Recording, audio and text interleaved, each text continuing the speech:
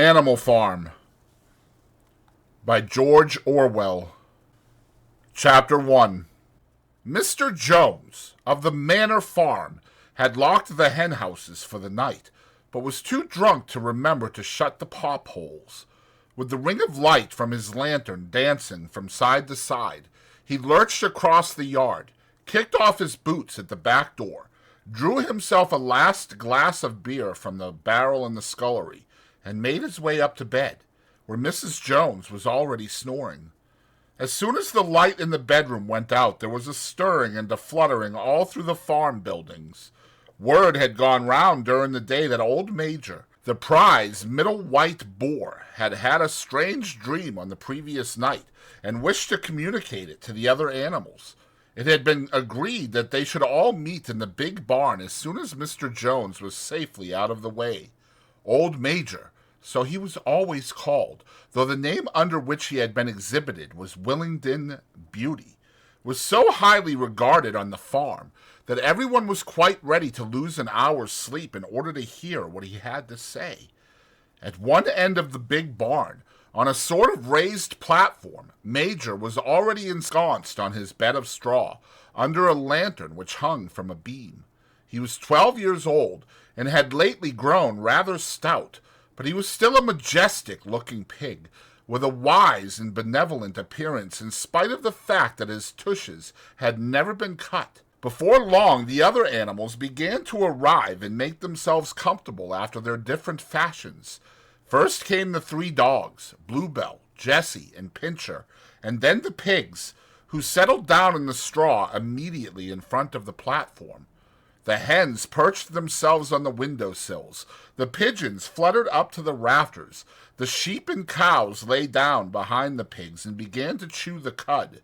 The 2 cart horses, Boxer and Clover, came in together, walking very slowly and setting down their vast hairy hoofs with great care, lest there should be some small animal concealed in the straw. Clover was a stout motherly mare approaching middle life, who had never quite got her figure back after her 4th foal. Boxer was an enormous beast, nearly 18 hands high, and as strong as any 2 ordinary horses put together. A white stripe down his nose gave him a somewhat stupid appearance, and in fact he was not of first-rate intelligence, but he was universally respected for his steadiness of character and tremendous powers of work. After the horses came Muriel, the white goat, and Benjamin, the donkey. Benjamin was the oldest animal on the farm, and the worst-tempered. He seldom talked, and when he did, it was usually to make some cynical remark. For instance, he would say that God had given him a tail to keep the flies off, but that he would sooner have had no tail and no flies. Alone among the animals on the farm, he never laughed. If asked why, he would say that he saw nothing to laugh at. Nevertheless, without openly admitting it, he was devoted to Boxer. The 2 of them usually spent their Sundays together in the small paddock beyond the orchard, grazing side by side and never speaking. The 2 horses had just lain down with a brood of ducklings, which had lost their mother, filed into the barn, cheeping feebly and wandering from side to side to find some place where they would not be trodden on. Clover made a sort of wall round them with her great foreleg, and the ducklings settled down inside it and promptly fell asleep. At the last moment, Molly, the foolish, pretty white mare who drew Mr. Jones's trap, came mincing daintily in, chewing at a lump of sugar. She took a place near the front and began flirting her white mane, hoping to draw attention to the red ribbons it was plaited with. Last of all came the cat, who looked round, as usual, for the warmest place, and finally squeezed herself in between Boxer and Clover. There she purred contentedly throughout Major's speech, without listening to a word of what he was saying. All the animals were now present, except Moses, the tame raven, who slept on a perch behind the back door. When Major saw that they had all made themselves comfortable and were waiting attentively, he cleared his throat and began. "Comrades, you have heard already about the strange dream that I had last night. But I will come to you. Nope. But I will come to the dream later. I have something else to say first. I do not think, comrades, that I shall be with you for many months longer. And before I die, I feel it my duty to pass on to you such wisdom as I have acquired. I have had a long life. I have had much time for thought as I lay alone in my stall, and I think I may say that I understand the nature of life on this earth as well as any animal now living. It is about this that I wish to speak to you.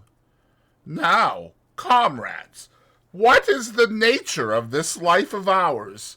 Let us face it. Our lives are miserable, laborious, and short. We are born.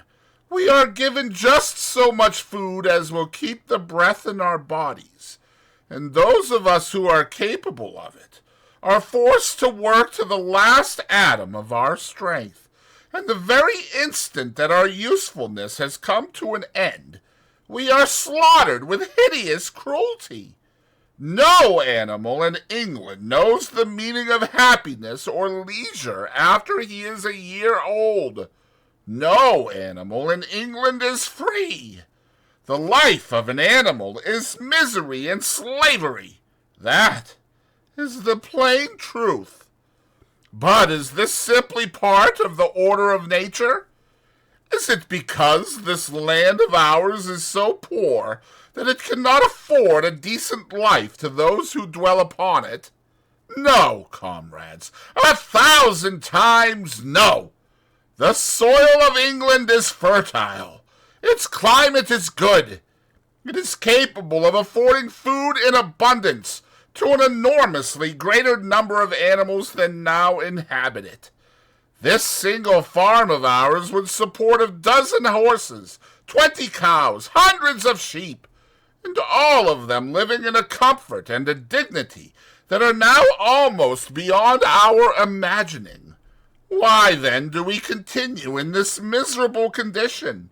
Because nearly the whole of the produce of our labor is stolen from us by human beings. There, comrades, is the answer to all our problems. It is summed up in a single word: man. Man is the only real enemy we have. Remove man from the scene, and the root cause of hunger and overwork is abolished forever. Man is the only creature that consumes without producing. He does not give milk. He does not lay eggs. He is too weak to pull the plow. He cannot run fast enough to catch rabbits. Yet he is lord of all the animals. He sets them to work. He gives back to them the bare minimum that will prevent them from starving, and the rest he keeps for himself. Our labor tills the soil. Our dung fertilizes it. And yet there is not one of us that owns more than his bare skin. You cows that I see before me, how many thousands of gallons of milk have you given during this last year? And what has happened to that milk, which should have been breeding up sturdy calves? Every drop of it has gone down the throats of our enemies. And you hens, how many eggs have you laid in this last year? And how many of those eggs ever hatched into chickens? The rest have all gone to market to bring in money for Jones and his men. And you, Clover, where are those 4 foals you bore? Who should have been the support and pleasure of your old age? Each was sold at a year old. You will never see one of them again. In return for your 4 confinements and all your labor in the fields, what have you ever had except your bare rations and a stall? And even the miserable lives we lead are not allowed to reach their natural span. For myself, I do not grumble, for I am one of the lucky ones. I am 12 years old, and have had over 400 children. Such is the natural life of a pig. But no animal escapes the cruel knife in the end. You young porkers who are sitting in front of me, every one of you will scream your lives out at the block within a year. To that horror we all must come.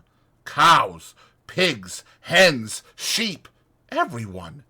Even the horses and the dogs have no better fate. You, boxer, the very day that those great muscles of yours lose their power, Jones will sell you to the knacker, who will cut your throat and boil you down for the foxhounds. As for the dogs, when they grow old and toothless, Jones ties a brick round their necks and drowns them in the nearest pond. Is it not crystal clear, then, comrades, that all the evils of this life of ours spring from the tyranny of human beings? Only get rid of man, and the produce of our labor would be our own. Almost overnight we could become rich and free. What then must we do?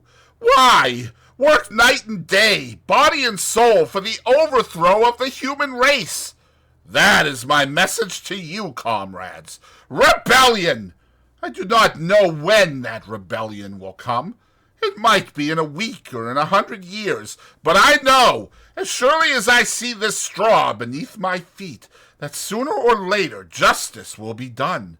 Fix your eyes on that, comrades, throughout the short remainder of your lives.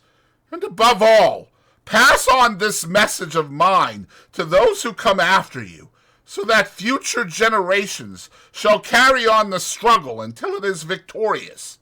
And remember, comrades, your resolution must never falter. No argument must lead you astray. Never listen when they tell you that man and the animals have a common interest, that the prosperity of the one is the prosperity of the others. It is all lies. Man serves the interests of no creature except himself, and among us animals let there be perfect unity, perfect comradeship in the struggle. All men are enemies.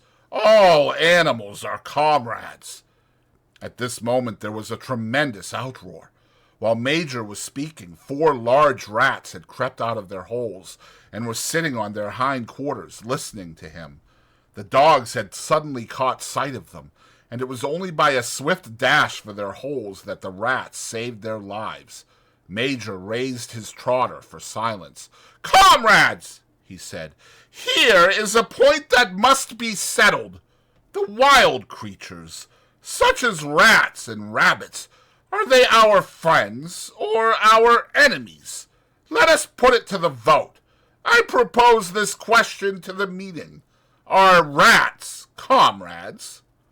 The vote was taken at once, and it was agreed by an overwhelming majority that rats were comrades.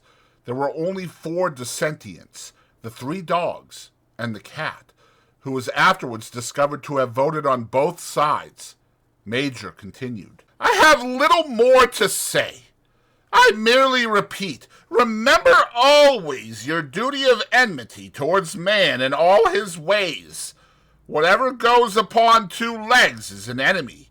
Whatever goes upon 4 legs or has wings is a friend. And remember also that in fighting against man we must not come to resemble him. Even when you have conquered him, do not adopt his vices. No animal must ever live in a house, or sleep in a bed, or wear clothes, or drink alcohol, or smoke tobacco, or touch money, or engage in trade. All the habits of man are evil, and, above all, no animal must ever tyrannize over his own kind. Weak or strong, clever or simple, we are all brothers. No animal must ever kill any other animal. All animals are equal. And now, comrades, I will tell you about my dream of last night. I cannot describe that dream to you. It was a dream of the earth as it will be when man has vanished. But it reminded me of something that I had long forgotten. Many years ago, when I was a little pig, my mother and the other sows used to sing an old song of which they knew only the tune and the first 3 words. I had known that tune in my infancy, but it had long since passed out of my mind. Last night, however, it came back to me in my dream, and what is more, the words of the song also came backwards, I am certain, which was sung by the animals of long ago and have been lost to memory for generations. I will sing you that song now, comrades. I am old, and my voice is hoarse, but when I have taught you the tune, you can sing it better for yourselves.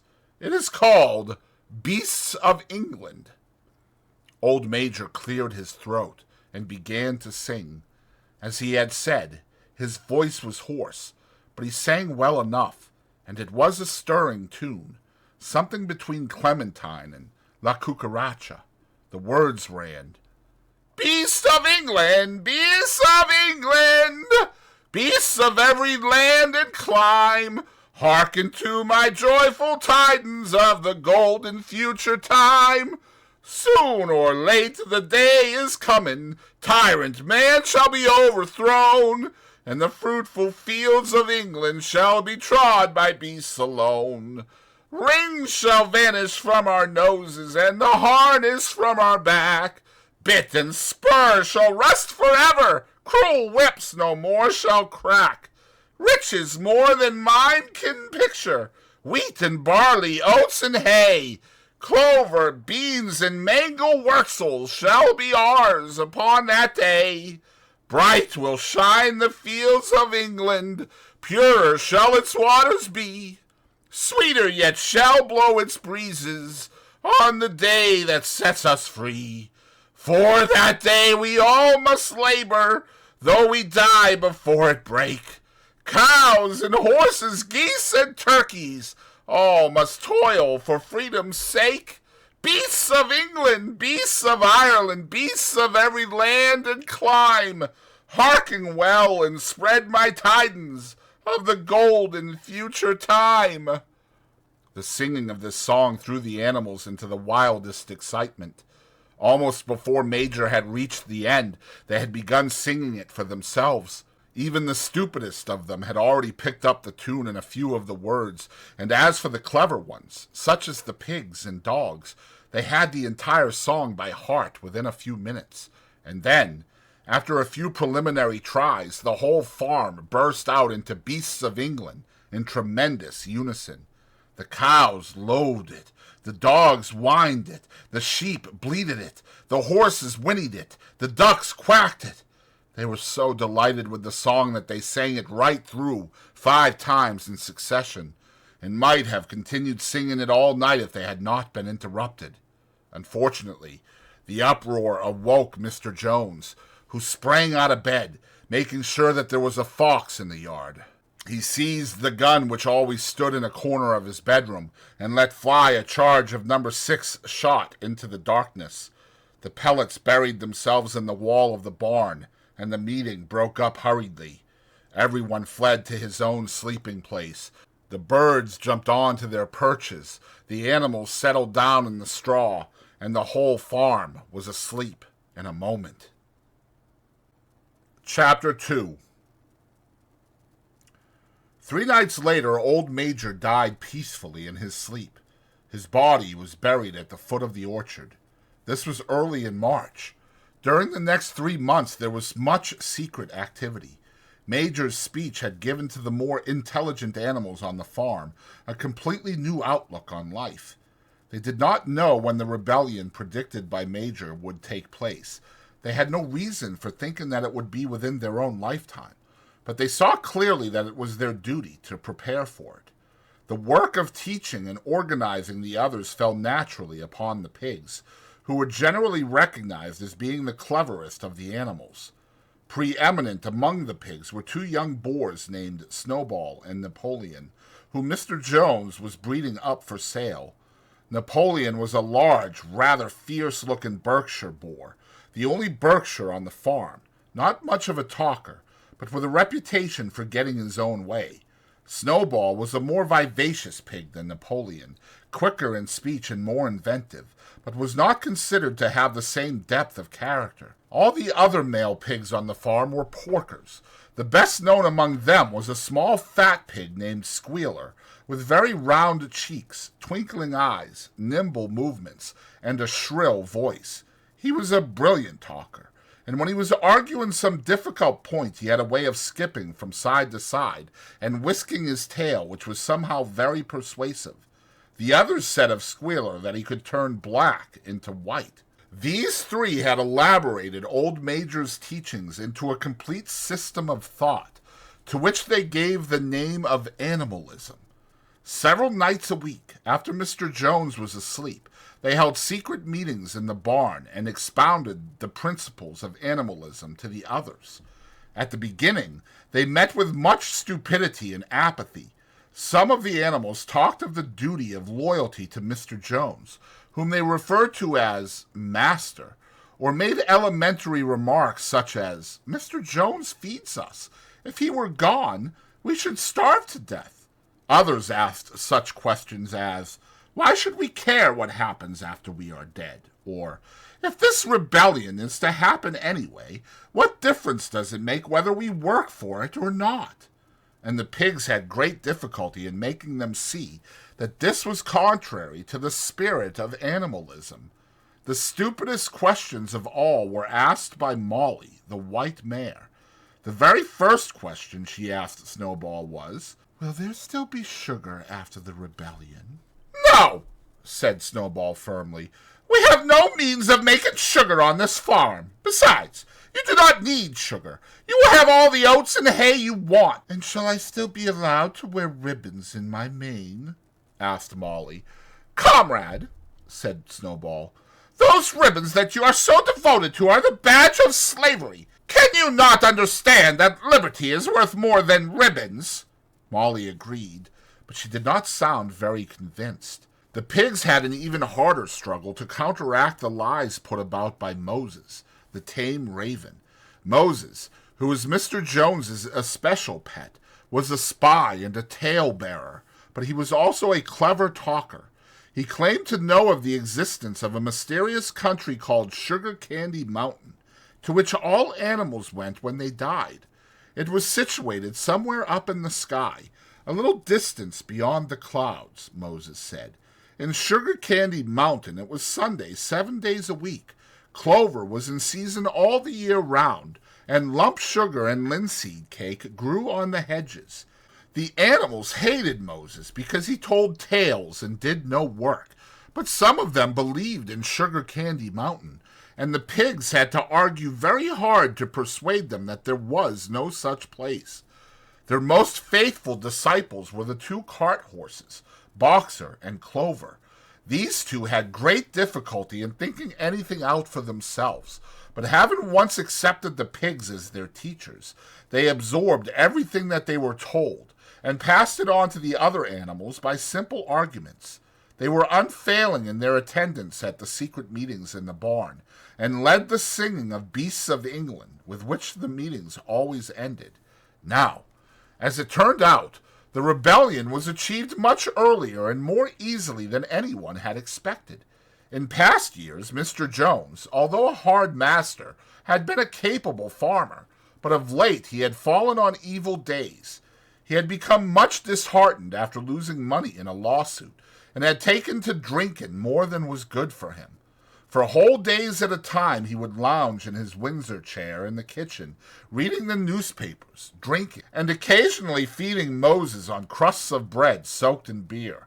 His men were idle and dishonest. The fields were full of weeds. The buildings wanted roofing.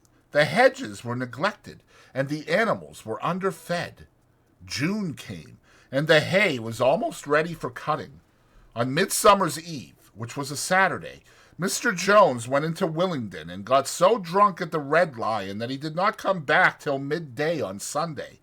The men had milked the cows in the early morning, and then had gone out rabbiting, without bothering to feed the animals. When Mr. Jones got back, he immediately went to sleep on the drawing-room sofa with the news of the world over his face, so that when evening came, the animals were still unfed. At last they could stand it no longer. One of the cows broke in the door of the store shed with her horn, and all the animals began to help themselves from the bins. It was just then that Mr. Jones woke up. The next moment, he and his 4 men were in the store shed with whips in their hands, lashing out in all directions. This was more than the hungry animals could bear. With one accord, though nothing of the kind had been planned beforehand, they flung themselves upon their tormentors. Jones and his men suddenly found themselves being butted and kicked from all sides. The situation was quite out of their control.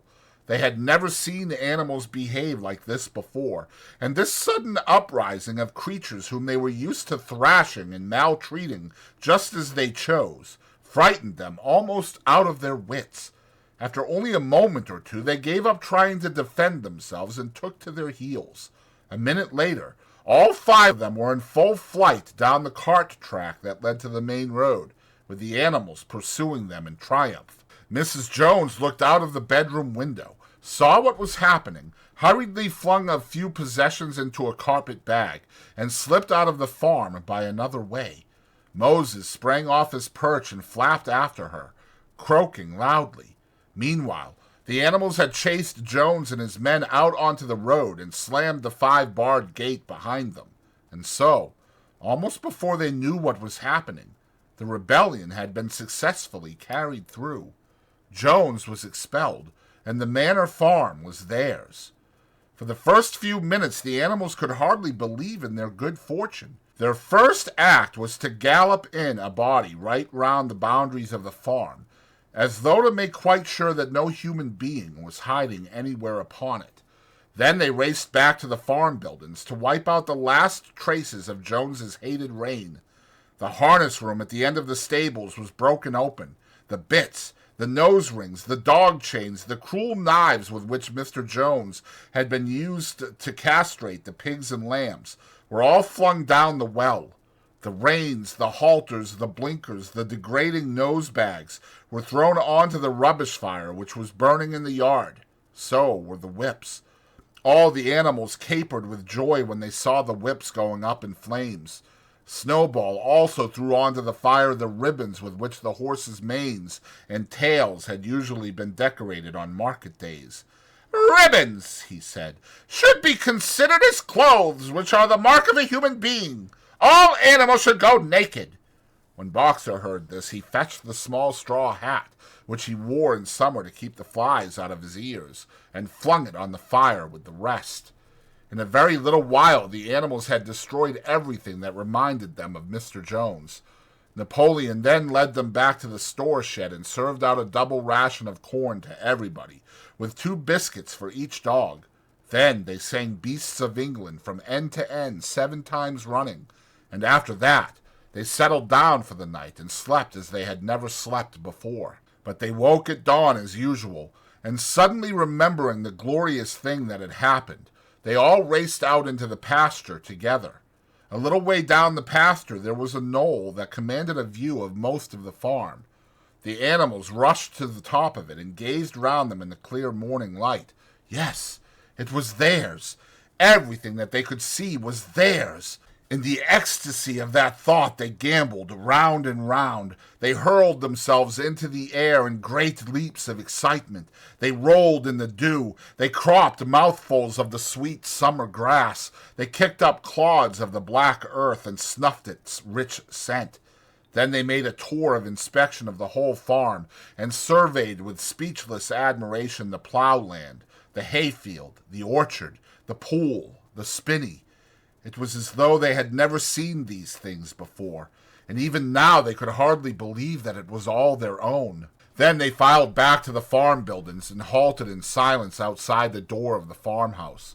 That was theirs too, but they were frightened to go inside. After a moment, however, Snowball and Napoleon butted the door open with their shoulders, and the animals entered in single file, walking with the utmost care for fear of disturbing anything. They tiptoed from room to room, afraid to speak above a whisper and gazing with a kind of awe at the unbelievable luxury, at the beds with their feather mattresses, the looking-glasses, the horsehair sofa, the Brussels carpet, the lithograph of Queen Victoria over the drawing-room mantelpiece. They were just coming down the stairs when Molly was discovered to be missing. Going back, the others found that she had remained behind in the best bedroom. She had taken a piece of blue ribbon from Mrs. Jones's dressing table and was holding it against her shoulder and admiring herself in the glass in a very foolish manner. The others reproached her sharply, and they went outside. Some hams were hanging in the kitchen were taken out for burial, and the barrel of beer in the scullery was stove in with a kick from Boxer's hoof. Otherwise, nothing in the house was touched. A unanimous resolution was passed on the spot that the farmhouse should be preserved as a museum. All were agreed that no animal must ever live there. The animals had their breakfast, and then Snowball and Napoleon called them together again. "Comrades," said Snowball, "it is 6:30, and we have a long day before us. Today we begin the hay harvest, but there is another matter that must be attended to first." The pigs now revealed that during the past 3 months they had taught themselves to read and write from an old spelling book which had belonged to Mr. Jones's children and which had been thrown on the rubbish heap. Napoleon sent for pots of black and white paint and led the way down to the 5-barred gate that gave on to the main road. Then Snowball, for it was Snowball who was best at writing, took a brush between the 2 knuckles of his trotter, painted out Manor Farm from the top bar of the gate, and in its place painted Animal Farm. This was to be the name of the farm from now onwards. After this they went back to the farm buildings, where Snowball and Napoleon sent for a ladder which they caused to be set against the end wall of the big barn. They explained that by their studies of the past 3 months, the pigs had succeeded in reducing the principles of animalism to 7 commandments. These 7 commandments would now be inscribed on the wall. They would form an unalterable law by which all the animals on Animal Farm must live forever after. With some difficulty, for it is not easy for a pig to balance himself on a ladder, Snowball climbed up and set to work, with Squealer a few rungs below him holding the paint pot. The commandments were written on the tarred wall in great white letters that could be read 30 yards away.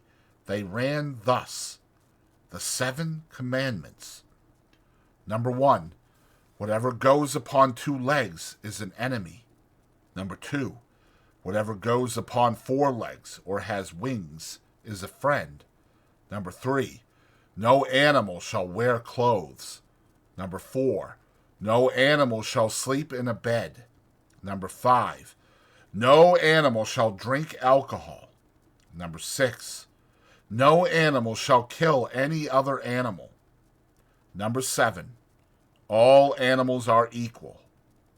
It was very neatly written, and except that friend was written frand, and one of the S's was the wrong way around, the spelling was correct all the way through. Snowball read it aloud for the benefits of the others. All the animals nodded in complete agreement, and the cleverer ones at once began to learn the commandments by heart. "Now, comrades," cried Snowball, throwing down the paintbrush, "to the hayfield! Let us make it a point of honor to get in the harvest more quickly than Jones and his men could do." But at this moment the 3 cows, who had seemed uneasy for some time past, set up a loud lowing. They had not been milked for 24 hours, and their udders were almost bursting. After a little thought, the pigs sent for buckets and milked the cows fairly successfully, their trotters being well adapted to this task. Soon there were 5 buckets of frothing, creamy milk at which many of the animals looked with considerable interest. "What is going to happen to all that milk?" said someone.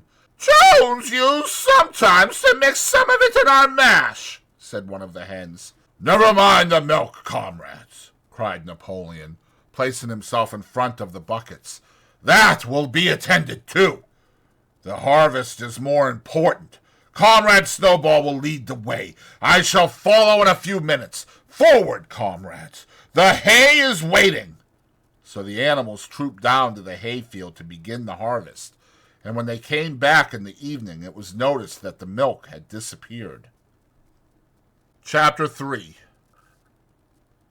How they toiled and sweated to get the hay in, but their efforts were rewarded, for the harvest was an even bigger success than they had hoped. Sometimes the work was hard. The implements had been designed for human beings and not for animals, and it was a great drawback that no animal was able to use any tool that involved standing on his hind legs. But the pigs were so clever that they could think of a way round every difficulty. As for the horses, they knew every inch of the field, and in fact understood the business of mowing and raking far better than Jones and his men had ever done. The pigs did not actually work, but directed and supervised the others. With their superior knowledge, it was natural that they should assume the leadership. Boxer and Clover would harness themselves to the cutter or the horse rake. No bits or reins were needed in these days, of course, and tramp steadily round and round the field with a pig walking behind and calling out, "Gee up, comrade," or "Whoa back, comrade," as the case might be. And every animal, down to the humblest, worked at turning the hay and gathering it. Even the ducks and hens toiled to and fro all day in the sun, carrying tiny wisps of hay in their beaks. In the end, they finished the harvest in 2 days less time than it had usually taken Jones and his men. Moreover, it was the biggest harvest that the farm had ever seen. There was no wastage whatever. The hens and ducks with their sharp eyes had gathered up the very last stock, and not an animal on the farm had stolen so much as a mouthful. All through that summer the work of the farm went like clockwork. The animals were happy as they had never conceived it possible to be. Every mouthful of food was an acute, positive pleasure, now that it was truly their own food, produced by themselves and for themselves, not doled out to them by a grudging master. With the worthless, parasitical human beings gone, there was more for everyone to eat. There was more leisure, too, inexperienced though the animals were. They met with many difficulties. For instance, later in the year, when they harvested the corn, they had to tread it out in the ancient style and blow away the chaff with their breath. Since the farm possessed no threshing machine, but the pigs with their cleverness and Boxer with his tremendous muscles always pulled them through. Boxer was the admiration of everybody. He had been a hard worker even in Jones's time, but now he seemed more like 3 horses than 1. There were days when the entire work of the farm seemed to rest on his mighty shoulders. From morning to night he was pushing and pulling, always at the spot where the work was hardest. He had made an arrangement with one of the cockerels to call him in the mornings half an hour earlier than anyone else, and would put in some volunteer labor at whatever seemed to be most needed before the regular day's work began. His answer to every problem, every setback, was, "I will work harder," which he had adopted as his personal motto. But everyone worked according to his capacity. The hens and ducks, for instance, saved 5 bushels of corn at the harvest by gathering up the stray grains. Nobody stole. Nobody grumbled over his rations. The quarreling and biting and jealousy, which had been normal features of life in the old days, had almost disappeared. Nobody shirked, or almost nobody. Molly, it was true, was not good at getting up in the mornings, and had a way of leaving work early on the ground that there was a stone in her hoof. And the behavior of the cat was somewhat peculiar. It was soon noticed that when there was work to be done, the cat could never be found. She would vanish for hours on end, and then reappear at meal times, or in the evening after work was over, as though nothing had happened. But she always made such excellent excuses, and purred so affectionately, that it was impossible not to believe in her good intentions. Old Benjamin, the donkey, seemed quite unchanged since the rebellion. He did his work in the same slow, obstinate way as he had done it in Jones's time, never shirking and never volunteering for extra work either. About the rebellion and its results, he would express no opinion. When asked whether he was not happier now that Jones was gone, he would say only, "Donkeys live a long time. None of you has ever seen a dead donkey." And the others had to be content with this cryptic answer. On Sundays, there was no work. Breakfast was an hour later than usual, and after breakfast there was a ceremony which was observed every week without fail. First came the hoisting of the flag. Snowball had found in the harness room an old green tablecloth of Mrs. Jones's, and had painted on it a hoof and a horn in white. This was run up the flagstaff in the farmhouse garden every Sunday morning. The flag was green, Snowball explained, to represent the green fields of England, while the hoof and horn signified the future republic of the animals, which would arise when the human race had been finally overthrown. After the hoisting of the flag, all the animals trooped into the big barn for a general assembly, which was known as the meeting. Here, the work of the coming week was planned out, and resolutions were put forward and debated. It was always the pigs who put forward the resolutions. The other animals understood how to vote, but could never think of any resolutions of their own. Snowball and Napoleon were by far the most active in the debates, but it was noticed that these two were never in agreement. Whatever suggestion either of them made, the other could be counted on to oppose it. Even when it was resolved, a thing no one could object to in itself, to set aside the small paddock behind the orchard as a home of rest for animals who were past work, there was a stormy debate over the correct retiring age for each class of animal. The meeting always ended with the singing of Beasts of England, and the afternoon was given up to recreation. The pigs had set aside the harness room as a headquarters for themselves. Here, in the evenings, they studied blacksmithing, carpentering, and other necessary arts from books which they had brought out of the farmhouse. Snowball also busied himself with organizing the other animals into what he called animal committees. He was indefatigable at this. He formed the egg production committee for the hens, the Clean Tails League for the cows, the Wild Comrades Re-Education Committee.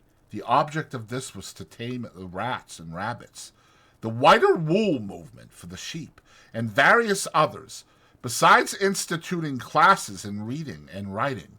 On the whole, these projects were a failure. The attempt to tame the wild creatures, for instance, broke down almost immediately. They continued to behave very much as before, and when treated with generosity, simply took advantage of it. The cat joined the Re-Education Committee and was very active in it for some days. She was seen one day sitting on a roof and talking to some sparrows who were just out of her reach. She was telling them that all animals were now comrades and that any sparrow who chose could come and perch on her paw. But the sparrows kept their distance. The reading and writing classes, however, were a great success. By the autumn, almost every animal on the farm was literate in some degree. As for the pigs, they could already read and write perfectly. The dogs learned to read fairly well, but were not interested in reading anything except the 7 Commandments. Muriel, the goat, could read somewhat better than the dogs, and sometimes used to read to the others in the evenings from scraps of newspaper, which she found on the rubbish heap. Benjamin could read as well as any pig, but never exercised his faculty. So far as he knew, he said, there was nothing worth reading. Clover learnt the whole alphabet, but could not put words together. Boxer could not get beyond the letter D. He would trace out A, B, C, D in the dust with his great hoof, and then would stand staring at the letters with his ears back, sometimes shaking his forelock, trying with all his might to remember what came next, and never succeeding. On several occasions, indeed, he did learn E, F, G, H, but by the time he knew them, it was always discovered that he had forgotten A, B, C, and D. Finally, he decided to be content with the first 4 letters, and used to write them out once or twice every day to refresh his memory. Molly refused to learn any but the 6 letters which spelt her own name. She would form these very neatly out of pieces of twig, and would then decorate them with a flower or two and walk round them admiring them. None of the other animals on the farm could get further than the letter A. It was also found that the stupider animals, such as the sheep, hens, and ducks, were unable to learn the 7 commandments by heart. After much thought, Snowball declared that the 7 commandments could in effect be reduced to a single maxim, namely, 4 legs good, 2 legs bad. This, he said, contained the essential principle of animalism.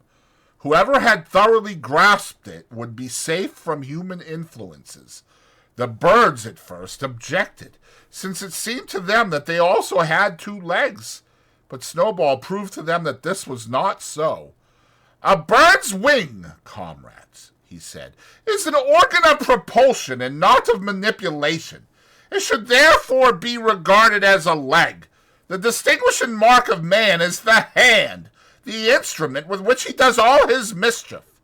The birds did not understand Snowball's long words, but they accepted his explanation, and all the humbler animals set to work to learn the new maxim by heart. 4 legs good, 2 legs bad, was inscribed on the end wall of the barn, above the 7 commandments, and in bigger letters. When they had once got it by heart, the sheep developed a great liking for this maxim, and often as they lay in the field they would all start bleating, 4 legs good, 2 legs bad, 4 legs good, 2 legs bad, and keep it up for hours on end, never growing tired of it. Napoleon took no interest in Snowball's committees. He said that the education of the young was more important than anything that could be done for those who were already grown up. It happened that Jessie and Bluebell had both whelped soon after the hay harvest, giving birth between them to 9 sturdy puppies. As soon as they were weaned, Napoleon took them away from their mothers, saying that he would make himself responsible for their education. He took them up into a loft which could only be reached by a ladder from the harness room, and there kept them in such seclusion that the rest of the farm soon forgot their existence. The mystery of where the milk went, too, was soon cleared up. It was mixed every day into the pigs' mash. The early apples were now ripening, and the grass of the orchard was littered with windfalls. The animals had assumed as a matter of course that these would be shared out equally. One day, however, the order went forth that all the windfalls were to be collected and brought to the harness room for the use of the pigs. At this, some of the other animals murmured, but it was no use. All the pigs were in full agreement on this point, even Snowball and Napoleon. Squealer was sent to make the necessary explanations to the others. "Comrades," he cried, "you do not imagine, I hope, that we pigs are doing this in spirit of selfishness and privilege. Many of us actually dislike milk and apples. I dislike them myself. Our sole object in taking these things is to preserve our health. Milk and apples, this has been proved by science, comrades, contains substances absolutely necessary to the well-being of a pig. We pigs are brain workers. The whole management and organization of this farm depend on us. Day and night, we are watching over your welfare. It is for your sake that we drink that milk and eat those apples. Do you know what would happen if we pigs failed in our duty? Jones would come back.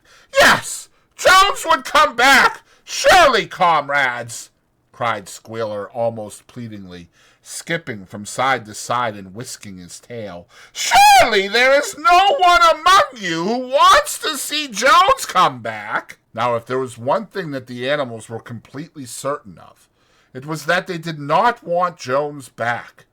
When it was put to them in this light, they had no more to say. The importance of keeping the pigs in good health was all too obvious. So it was agreed, without further argument, that the milk and the windfall apples, and also the main crop of apples when they ripened, should be reserved for the pigs alone. Chapter 4. By the late summer, the news of what had happened on Animal Farm had spread across half the county. Every day, Snowball and Napoleon sent out flights of pigeons whose instructions were to mingle with the animals on neighboring farms, tell them the story of the rebellion, and teach them the tune of Beasts of England. Most of this time, Mr. Jones had spent sitting in the tap room of the Red Lion at Willingdon, complaining to anyone who would listen of the monstrous injustice he had suffered in being turned out of his property by a pack of good-for-nothing animals.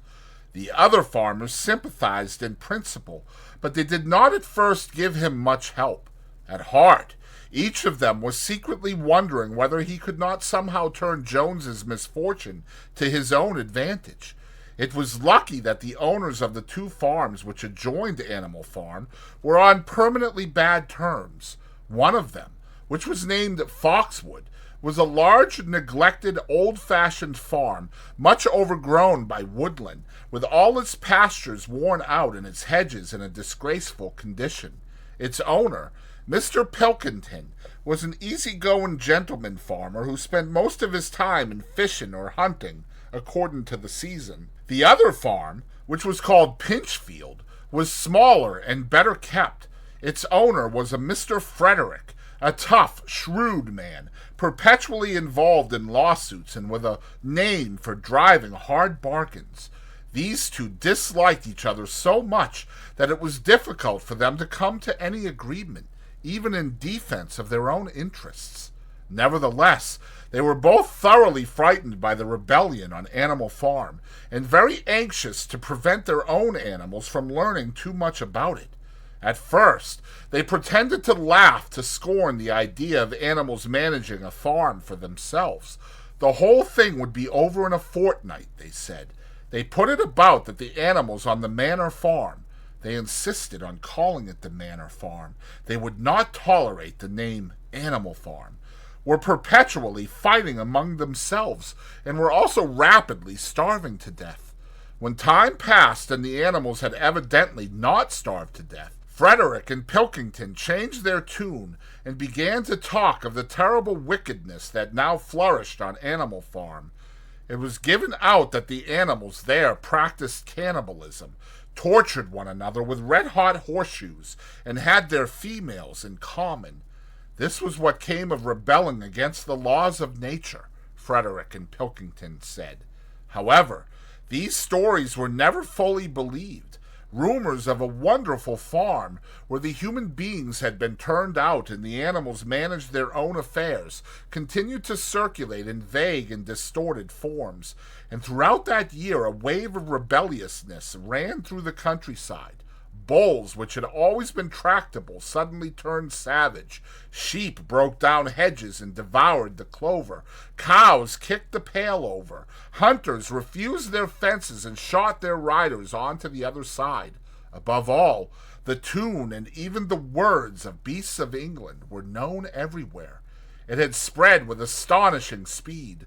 The human beings could not contain their rage when they heard this song, though they pretended to think it merely ridiculous. They could not understand, they said, how even animals could bring themselves to sing such contemptible rubbish. Any animal caught singing it was given a flogging on the spot, and yet the song was irrepressible. The blackbirds whistled it in the hedges. The pigeons cooed it in the elms.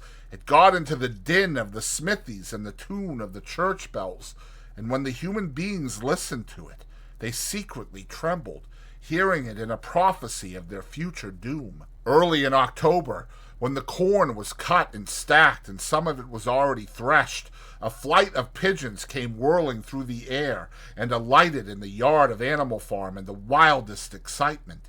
Jones and all his men, with half a dozen others from Foxwood and Pinchfield, had entered the 5-barred gate and were coming up the cart track that led to the farm. They were all carrying sticks, except Jones, who was marching ahead with a gun in his hands. Obviously, they were going to attempt the recapture of the farm. This had long been expected, and all preparations had been made. Snowball, who who had studied an old book of Julius Caesar's campaigns which he had found in the farmhouse, was in charge of the defensive operations. He gave his orders quickly, and in a couple of minutes every animal was at his post. As the human beings approached the farm buildings, Snowball launched his first attack. All the pigeons, to the number of 35, flew to and fro over the men's heads and muted upon them from mid-air. And while the men were dealing with this, the geese, who had been hiding behind the hedge, rushed out and pecked viciously at the calves of their legs. However, this was only a light skirmishing maneuver, intended to create a little disorder, and the men easily drove the geese off with their sticks. Snowball now launched his second line of attack. Muriel, Benjamin, and all the sheep, with Snowball at the head of them, rushed forward and prodded and butted the men from every side, while Benjamin turned around and lashed at them with his small hooves. But once again the men, with their sticks and their hobnailed boots, were too strong for them, and suddenly, at a squeal from Snowball, which was the signal for retreat, all the animals turned and fled through the gateway into the yard. The men gave a shout of triumph. They saw, as they imagined, their enemies in flight, and they rushed after them in disorder. This was just what Snowball had intended. As soon as they were well inside the yard, the 3 horses, the 3 cows, and the rest of the pigs, who had been lying in ambush in the cowshed, suddenly emerged in their rear, cutting them off. Snowball now gave the signal for the charge. He himself dashed straight for Jones. Jones saw him coming, raised his gun, and fired. The pellets scored bloody streaks along Snowball's back, and a sheep dropped dead. Without halting for an instant, Snowball flung his 15 stone against Jones's legs. Jones was hurled into a pile of dung, and his gun flew out of his hands. But the most terrifying spectacle of all was Boxer, rearing up on his hind legs and striking out with his great, iron-shod hooves like a stallion. His very first blow took a stable lad from Foxwood on the skull and stretched him lifeless in the mud. At the sight, several men dropped their sticks and tried to run. Panic overtook them, and the next moment all the animals together were chasing them round and round the yard. They were gored, kicked, bitten, trampled on. There was not an animal on the farm that did not take vengeance on them after his own fashion. Even the cat suddenly leapt off a roof onto a cowman's shoulders and sank her claws in his neck, at which he yelled horribly. At a moment when the opening was clear, the men were glad enough to rush out of the yard and make a bolt for the main road. And so, within 5 minutes of their invasion, they were in ignominious retreat by the same way as they had come, with a flock of geese hissing after them and pecking at their calves all the way. All the men were gone except one. Back in the yard, Boxer was pawing with his hoof at the stable lad who lay face down in the mud, trying to turn him over. The boy did not stir. "He is dead," said Boxer sorrowfully. "I had no intention of doing that. I forgot that I was wearing iron shoes. Who will believe that I did not do this on purpose?" "No sentimentality, comrade," cried Snowball, from whose wounds the blood was still dripping.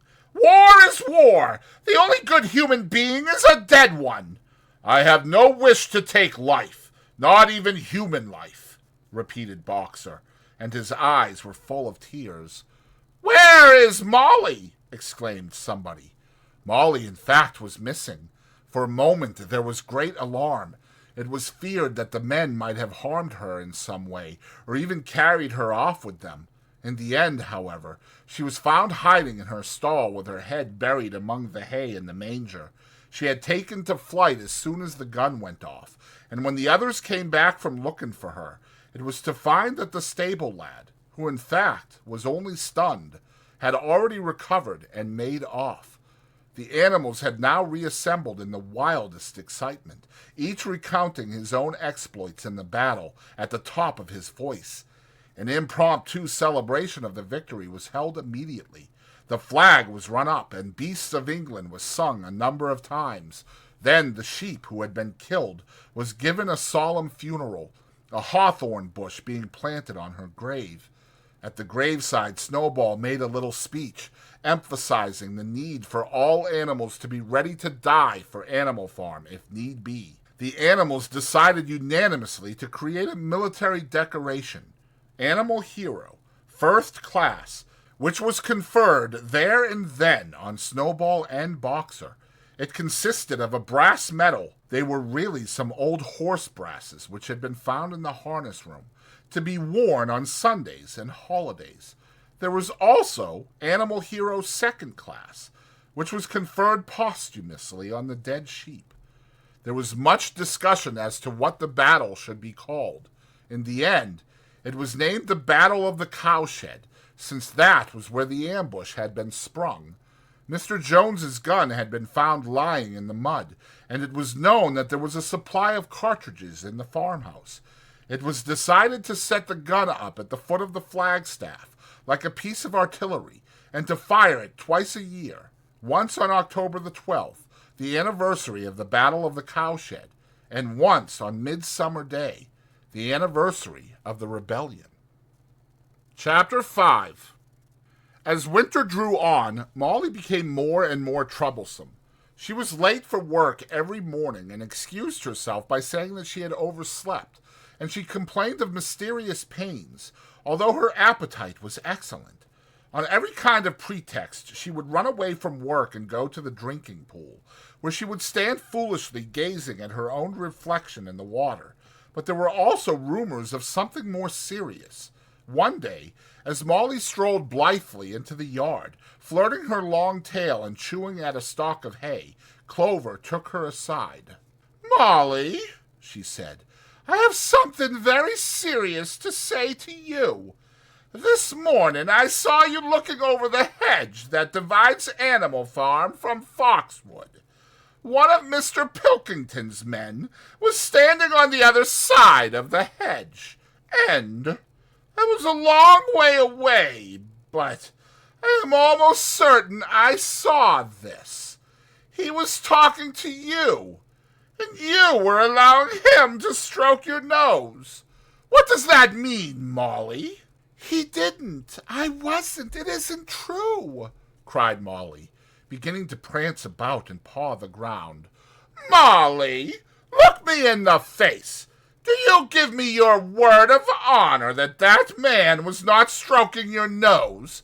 "It isn't true," repeated Molly, but she could not look Clover in the face, and the next moment she took to her heels and galloped away into the field.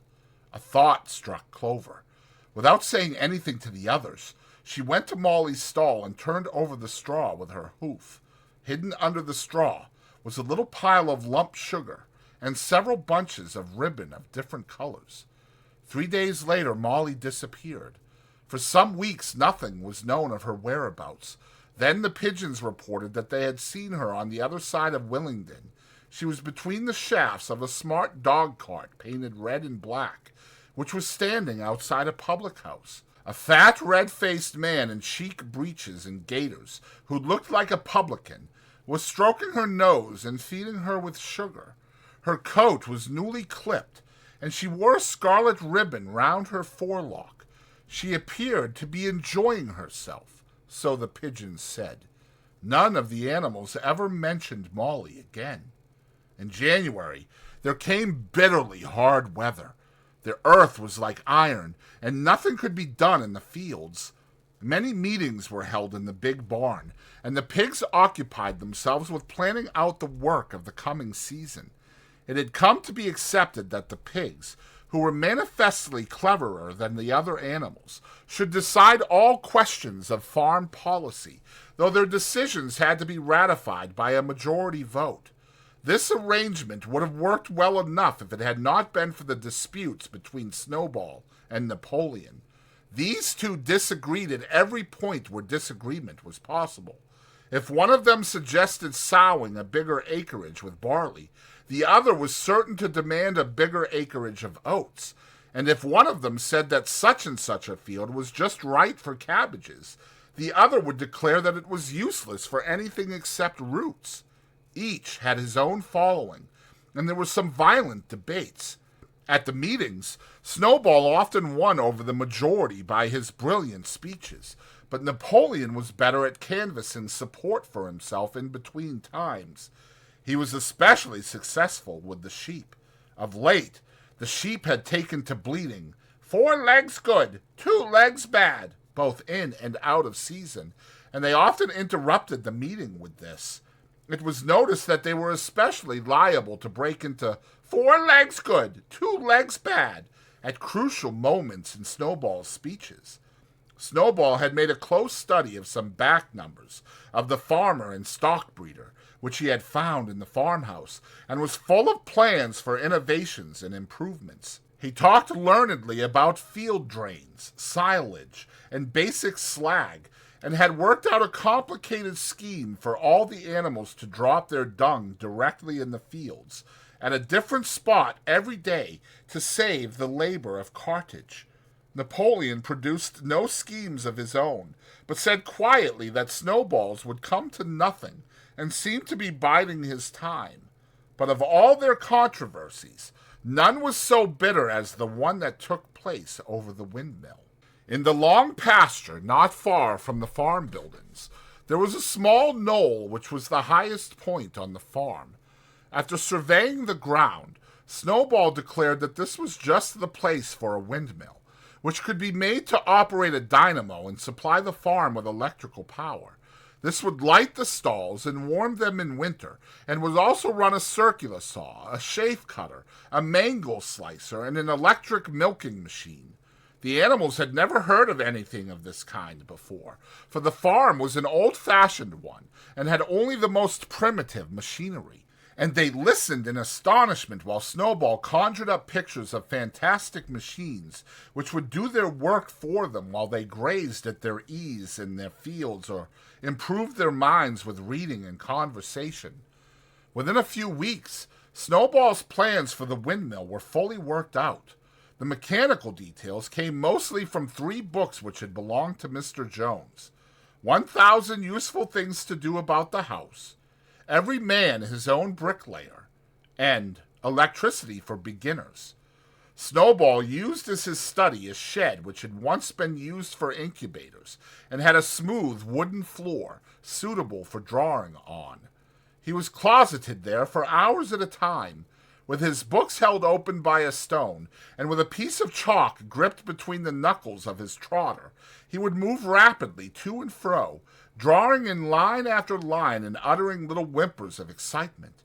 Gradually, the plans grew into a complicated mass of cranks and cogwheels, covering more than half the floor, which the other animals found completely unintelligible but very impressive. All of them came to look at Snowball's drawings at least once a day.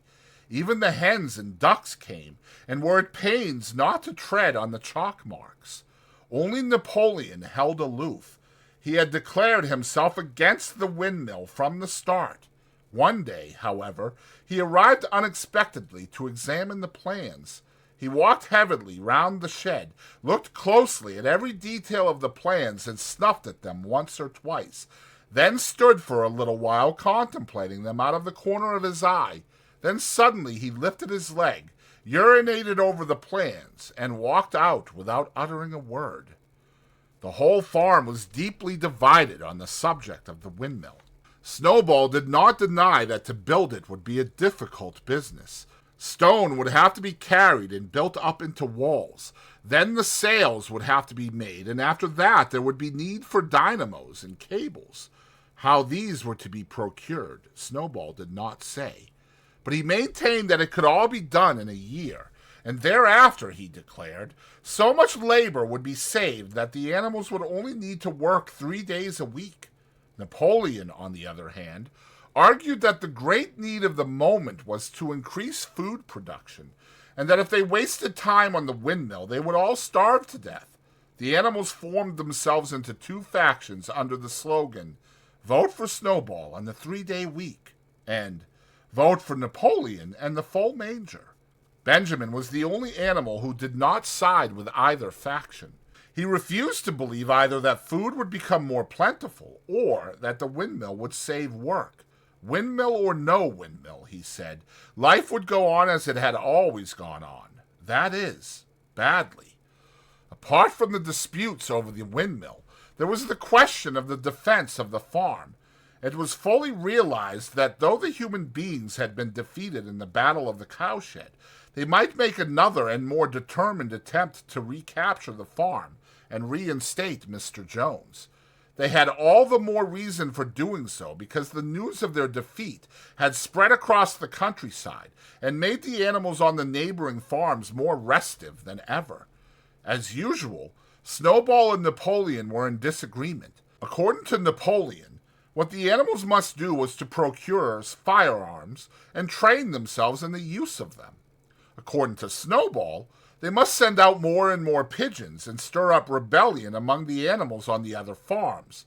The one argued that if they could not defend themselves, they were bound to be conquered. The other argued that if rebellions happened everywhere, they would have no need to defend themselves. The animals listened first to Napoleon, then to Snowball, and could not make up their minds which was right. Indeed, they always found themselves in agreement with the one who was speaking at the moment. At last, the day came when Snowball's plans were completed. At the meeting on the following Sunday, the question of whether or not to begin work on the windmill was to be put to the vote. When the animals had assembled in the big barn, Snowball stood up and, though occasionally interrupted by bleating from the sheep, set forth his reasons for advocating the building of the windmill. Then Napoleon stood up to reply. He said very quietly that the windmill was nonsense and that he advised nobody to vote for it, and promptly sat down again. He had spoken for barely 30 seconds and seemed almost indifferent as to the effect he produced. At this, Snowball sprang to his feet and, shouting down the sheep, who had begun bleating again, broke into a passionate appeal in favor of the windmill. Until now, the animals had been about equally divided in their sympathies, but in a moment Snowball's eloquence had carried them away. In glowing sentences he painted a picture of Animal Farm as it might be when sordid labor was lifted from the animals' backs. His imagination had now run far beyond chaff cutters and turnip slicers. Electricity, he said, could operate threshing machines, plows, harrows, rollers, and reapers and binders, besides supplying every stall with its own electric light, hot and cold water, and an electric heater. By the time he had finished speaking, there was no doubt as to which way the vote would go. But just at this moment Napoleon stood up and, casting a peculiar sidelong look at Snowball, uttered a high-pitched whimper of a kind no one had ever heard him utter before. At this, there was a terrible baying sound outside, and 9 enormous dogs wearing brass-studded collars came bounding into the barn. They dashed straight for Snowball, who only sprang from his place just in time to escape their snapping jaws. In a moment he was out of the door, and they were after him. Too amazed and frightened to speak, all the animals crowded through the door to watch the chase. Snowball was racing across the long pasture that led to the road. He was running as only a pig can run, but the dogs were close on his heels. Suddenly he slipped, and it seemed certain that they had him. Then he was up again, running faster than ever. Then the dogs were gaining on him again. One of them all but closed his jaws on Snowball's tail, but Snowball whisked it free just in time. Then he put on an extra spurt and, with a few inches to spare, slipped through a hole in the hedge and was seen no more. Silent and terrified, the animals crept back into the barn. In a moment the dogs came bounding back. At first, no one had been able to imagine where these creatures came from, but the problem was soon solved. They were the puppies whom Napoleon had taken away from their mothers and reared privately. Though not yet full grown, they were huge dogs, and as fierce-looking as wolves. They kept close to Napoleon. It was noticed that they wagged their tails to him in the same way as the other dogs had been used to do to Mr. Jones. Napoleon, with the dogs following him, now mounted onto the raised portion of the floor where Major had previously stood to deliver his speech. He announced that from now on, the Sunday morning meetings would come to an end. They were unnecessary, he said, and wasted time. In future, all questions relating to the working of the farm would be settled by a special committee of pigs, presided over by himself. These would meet in private and afterwards communicate their decisions to the others. The animals would still assemble on Sunday mornings to salute the flag, sing Beasts of England, and receive their orders for the week, but there would be no more debates. In spite of the shock that Snowball's expulsion had given them, the animals were dismayed by this announcement. Several of them would have protested if they could have found the right arguments. Even Boxer was vaguely troubled. He set his ears back, shook his forelocks several times, and tried hard to marshal his thoughts. But in the end he could not think of anything to say. Some of the pigs themselves, however, were more articulate. 4 young porkers in the front row uttered shrill squeals of disapproval, and all 4 of them sprang to their feet and began speaking at once. But suddenly the dogs sitting round Napoleon let out deep, menacing growls, and the pigs fell silent and sat down again. Then the sheep broke out into a tremendous bleating of 4 legs good, 2 legs bad, which went on for nearly a quarter of an hour, and put an end to any chance of discussion. Afterwards, Squealer was sent round the farm to explain the new arrangement to the others. "Comrades," he said, "I trust that every animal here appreciates the sacrifice that Comrade Napoleon has made in taking this extra labor upon himself. Do not imagine, comrades, that leadership is a pleasure. On the contrary, it is a deep and heavy responsibility. No one believes more firmly than Comrade Napoleon that all animals are equal. He would be only too happy to let you make your decisions for yourselves, but sometimes you might make the wrong decisions, comrades, and then where should we be?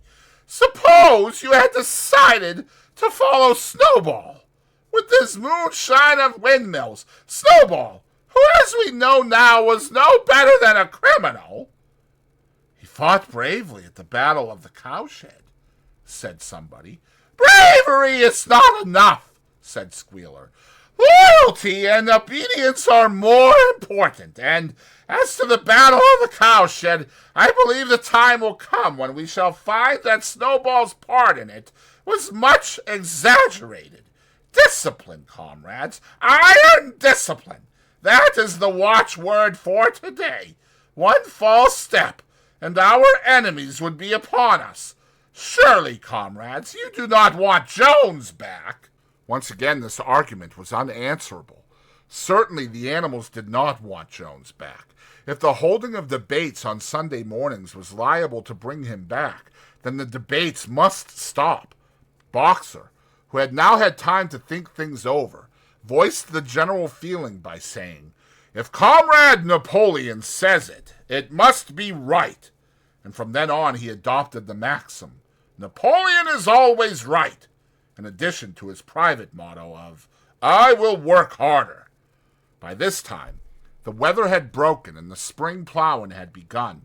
The shed where Snowball had drawn his plans of the windmill had been shut up, and it was assumed that the plans had been rubbed off the floor. Every Sunday morning at 10 o'clock, the animals assembled in the big barn to receive their orders for the week. The skull of old Major, now clean of flesh, had been disinterred from the orchard and set up on a stump at the foot of the flagstaff, beside the gun. After the hoisting of the flag, the animals were required to file past the skull in a reverent manner before entering the barn. Nowadays they did not sit all together as they had done in the past. Napoleon, with Squealer and another pig named Minimus, who had a remarkable gift for composing songs and poems, sat on the front of the raised platform, with the 9 young dogs forming a semicircle round them, and the other pigs sitting behind. The rest of the animals sat facing them in the main body of the barn. Napoleon read out the orders for the week in a gruff, soldierly style, and after a single singing of Beasts of England, all the animals dispersed. On the third Sunday after Snowball's expulsion, the animals were somewhat surprised to hear Napoleon announce that the windmill was to be built after all. He did not give any reason for having changed his mind, but merely warned the animals that this extra task would mean very hard work. It might even be necessary to reduce their rations. The plans, however, had all been prepared, down to the last detail. A special committee of pigs had been at work upon them for the past 3 weeks. The building of the windmill, with various other improvements, was expected to take 2 years.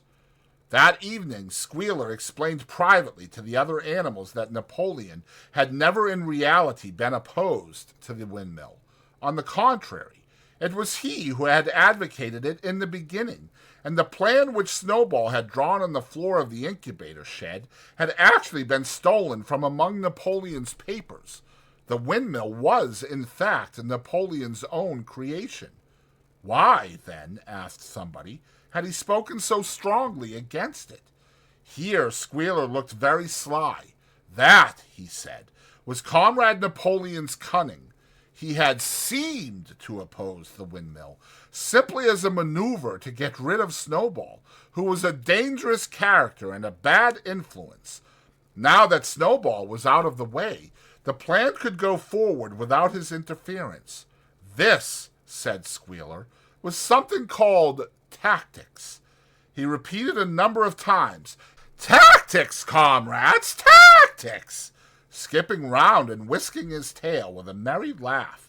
The animals were not certain what the word meant, but Squealer spoke so persuasively, and the 3 dogs who happened to be with him growled so threateningly, that they accepted his explanation without further questions. Chapter 6. All that year the animals worked like slaves, but they were happy in their work. They grudged no effort or sacrifice, well aware that everything that they did was for the benefit of themselves and those of their kind who would come after them, and not for a pack of idle, thieving human beings. Throughout the spring and summer they worked a 60-hour week, and in August, Napoleon announced that there would be work on Sunday afternoons as well.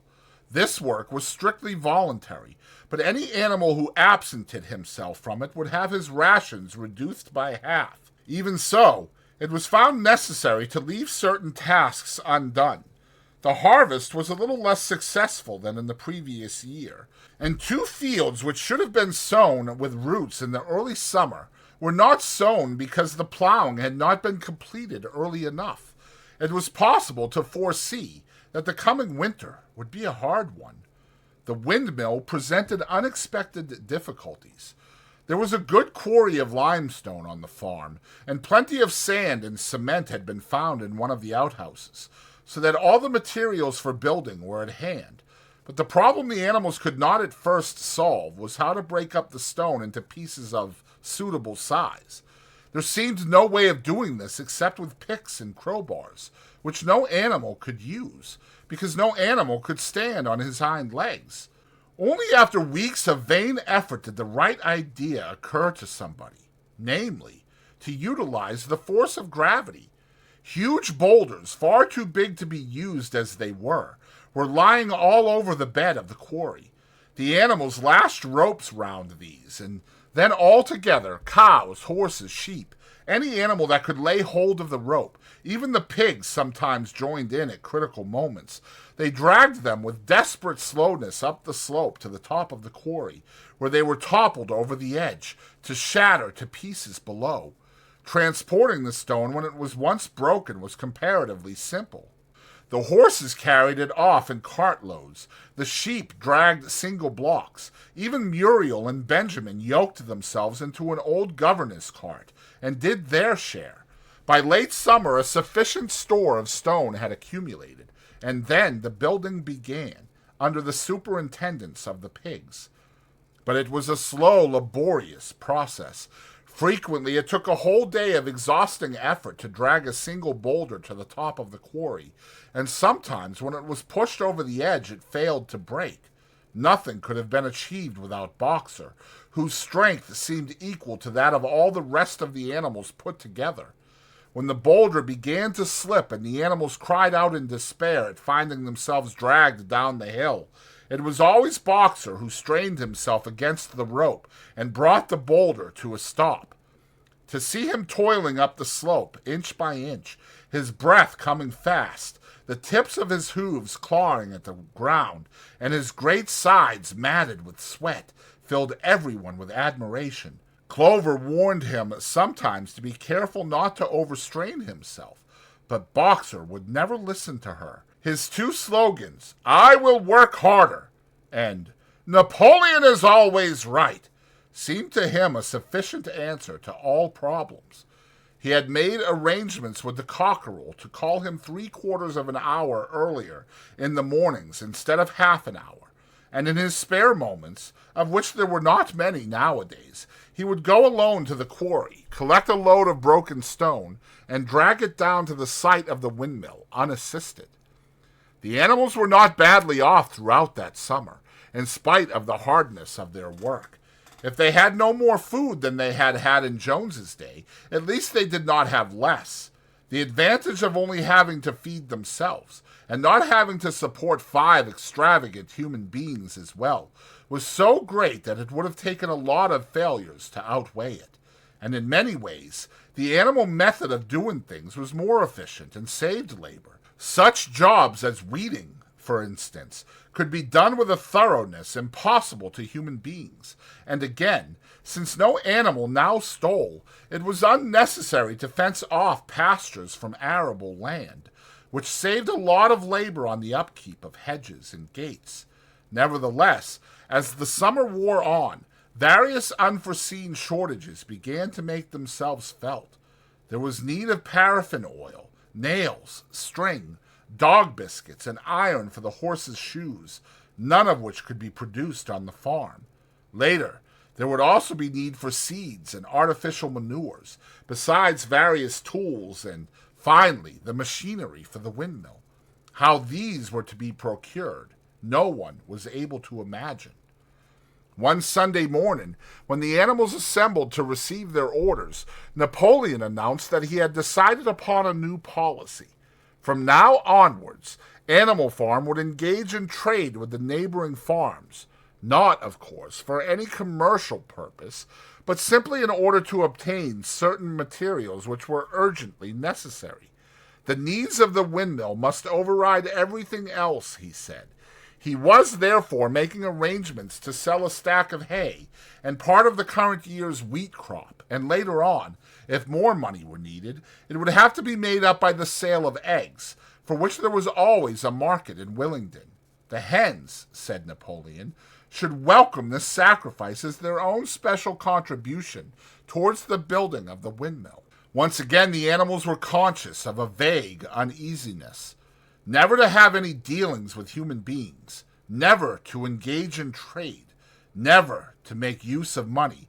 Had not these been among the earliest resolutions passed at that first triumphant meeting after Jones was expelled? All the animals remembered passing such resolutions, or at least they thought that they remembered it. The 4 young pigs who had protested when Napoleon abolished the meetings raised their voices timidly, but they were promptly silenced by a tremendous growling from the dogs. Then, as usual, the sheep broke into 4 legs good, 2 legs bad, and the momentary awkwardness was smoothed over. Finally, Napoleon raised his trotter for silence and announced that he had already made all the arrangements.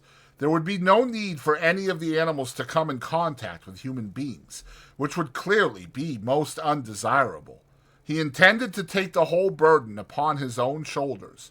A Mr. Whymper, a solicitor living in Willington, had agreed to act as intermediary between Animal Farm and the outside world, and would visit the farm every Monday morning to receive his instructions.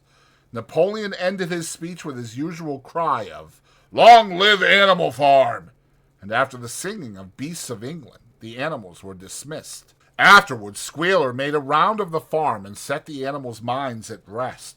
He assured them that the resolution against engaging in trade and using money had never been passed, or even suggested. It was pure imagination, probably traceable in the beginning to lies circulated by Snowball.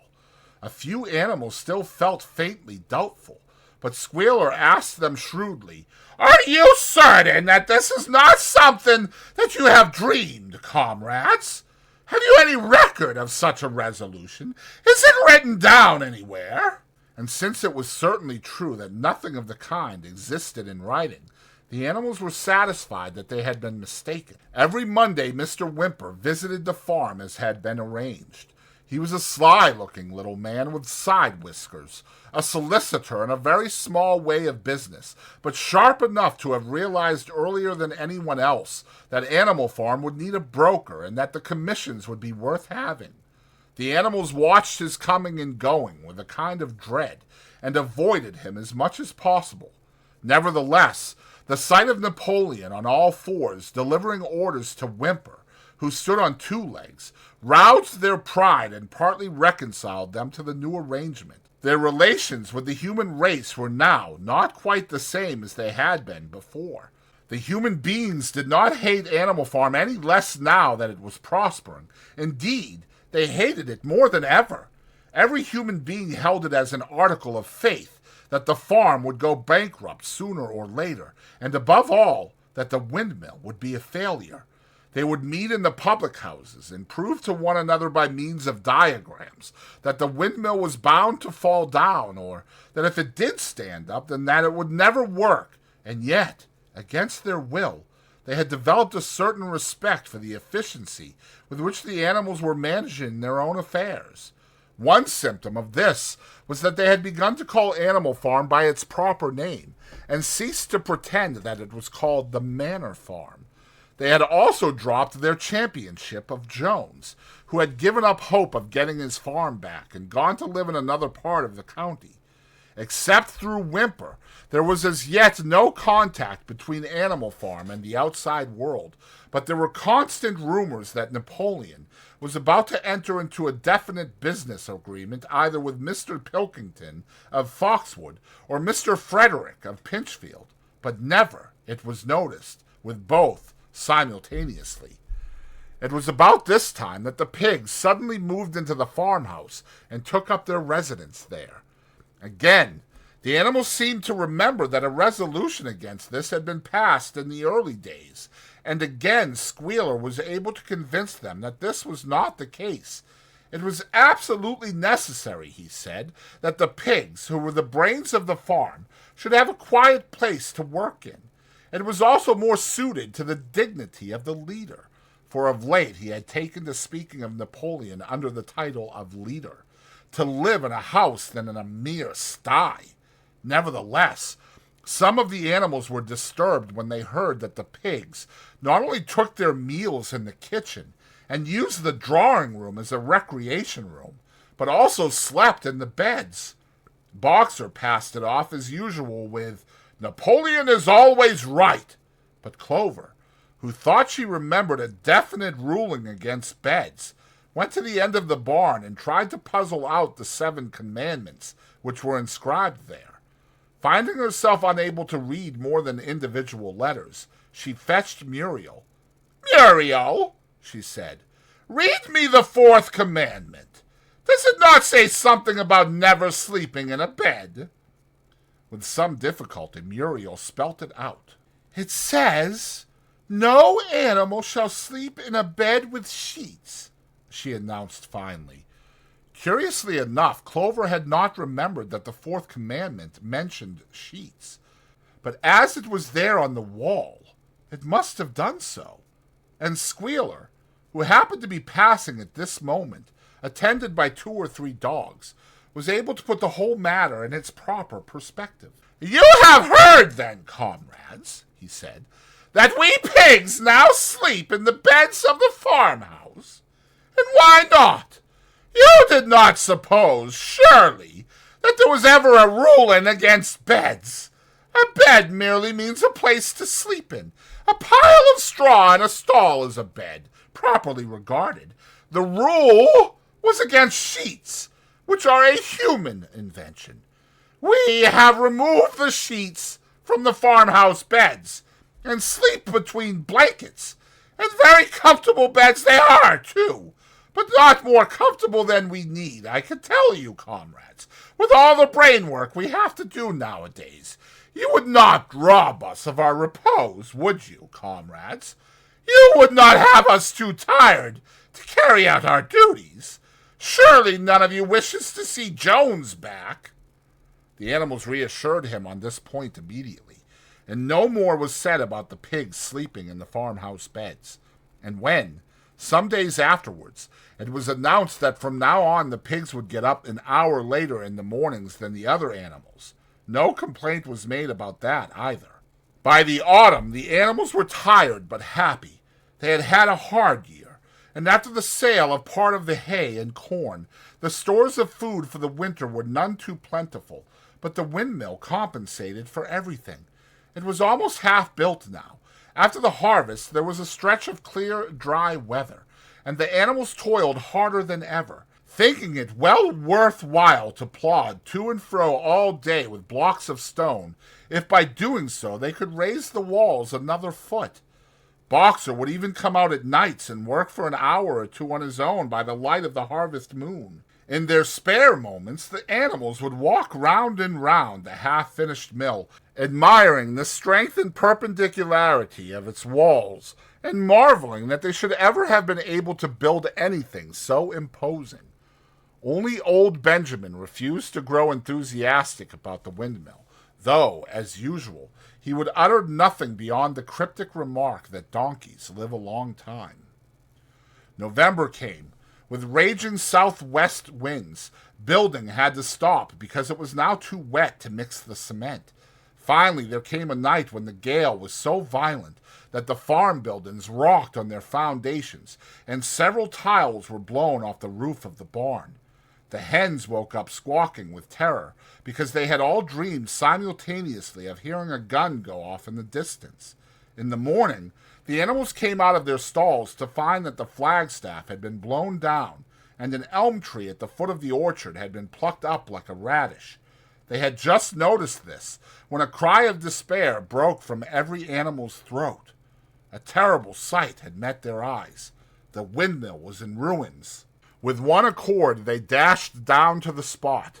Napoleon, who seldom moved out of a walk, raced ahead of them all. Yes, there it lay, the fruit of all their struggles, leveled to its foundations, the stones they had broken and carried so laboriously, scattered all around. Unable at first to speak, they stood gazing mournfully at the litter of fallen stone. Napoleon paced to and fro in silence, occasionally snuffing at the ground. His tail had grown rigid and twitched sharply from side to side, a sign in him of intense mental activity. Suddenly, he halted as though his mind were made up. "Comrades," he said quietly, "do you know who is responsible for this? Do you know the enemy who has come in the night and overthrown our windmill? Snowball!" he suddenly roared in a voice of thunder. "Snowball has done this thing, in sheer malignity, thinking to set back our plans and avenge himself for his ignominious expulsion. This traitor has crept here under cover of night and destroyed our work of nearly a year.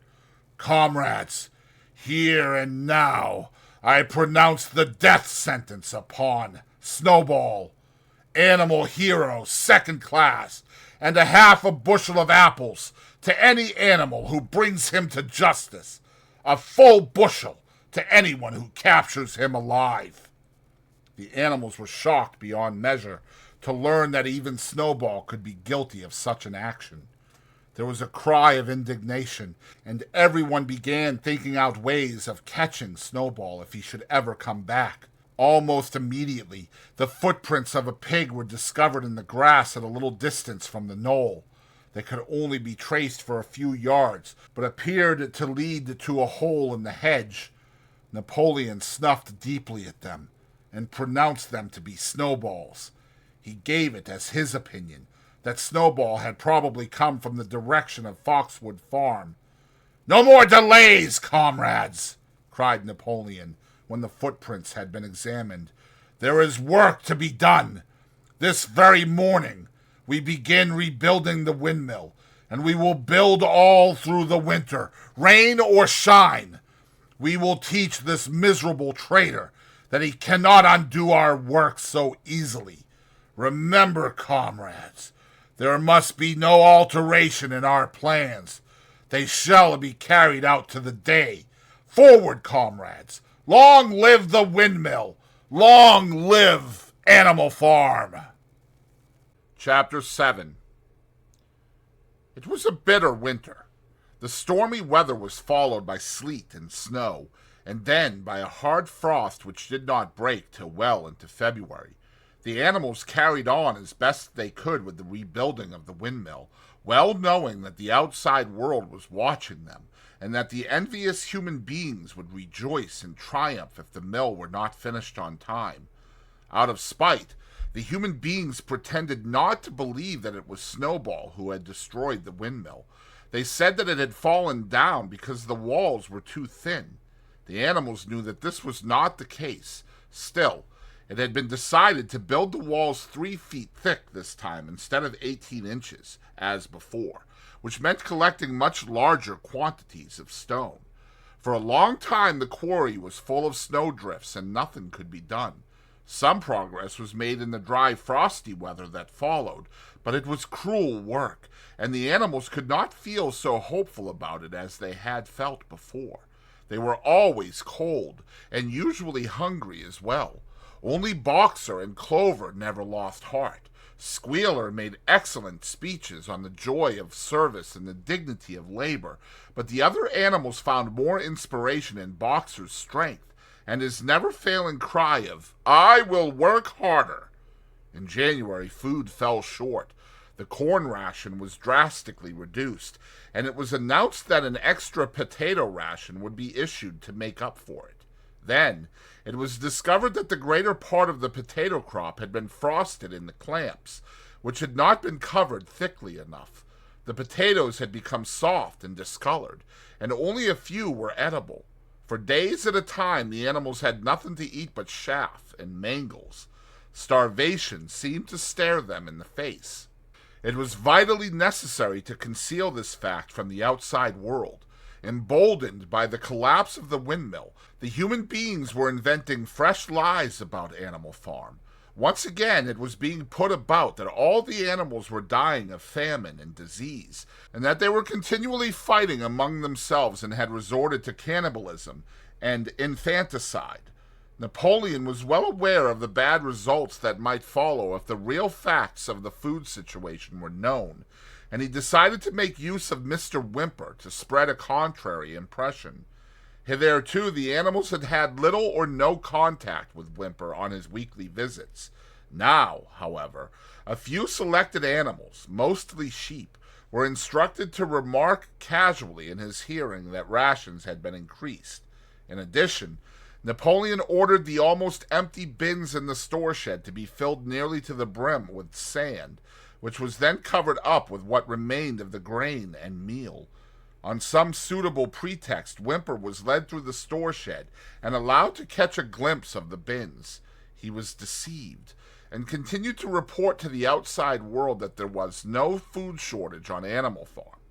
Nevertheless, towards the end of January, it became obvious that it would be necessary to procure some more grain from somewhere. In these days, Napoleon rarely appeared in public, but spent all his time in the farmhouse, which was guarded at each door by fierce-looking dogs. When he did emerge, it was in a ceremonial manner, with an escort of 6 dogs who closely surrounded him and growled if anyone came too near. Frequently, he did not even appear on Sunday mornings, but issued his orders through one of the other pigs, usually Squealer. One Sunday morning, Squealer announced that the hens, who had just come in to lay again, must surrender their eggs. Napoleon had accepted, through Whymper, a contract for 400 eggs a week. The price of these would pay for enough grain and meal to keep the farm going till summer came on and conditions were easier. When the hens heard this, they raised a terrible outcry. They had been warned earlier that this sacrifice might be necessary, but had not believed that it would really happen. They were just getting their clutches ready for the spring sitting, and they protested that to take the eggs away now was murder. For the first time since the expulsion of Jones, there was something resembling a rebellion. Led by 3 young black Minorca pullets, the hens made a determined effort to thwart Napoleon's wishes. Their method was to fly up to the rafters and there lay their eggs, which smashed to pieces on the floor. Napoleon acted swiftly and ruthlessly. He ordered the hens' rations to be stopped and decreed that any animal giving so much as a grain of corn to a hen should be punished by death. The dogs saw to it that these orders were carried out. For 5 days the hens held out. Then they capitulated and went back to their nesting boxes. 9 hens had died in the meantime.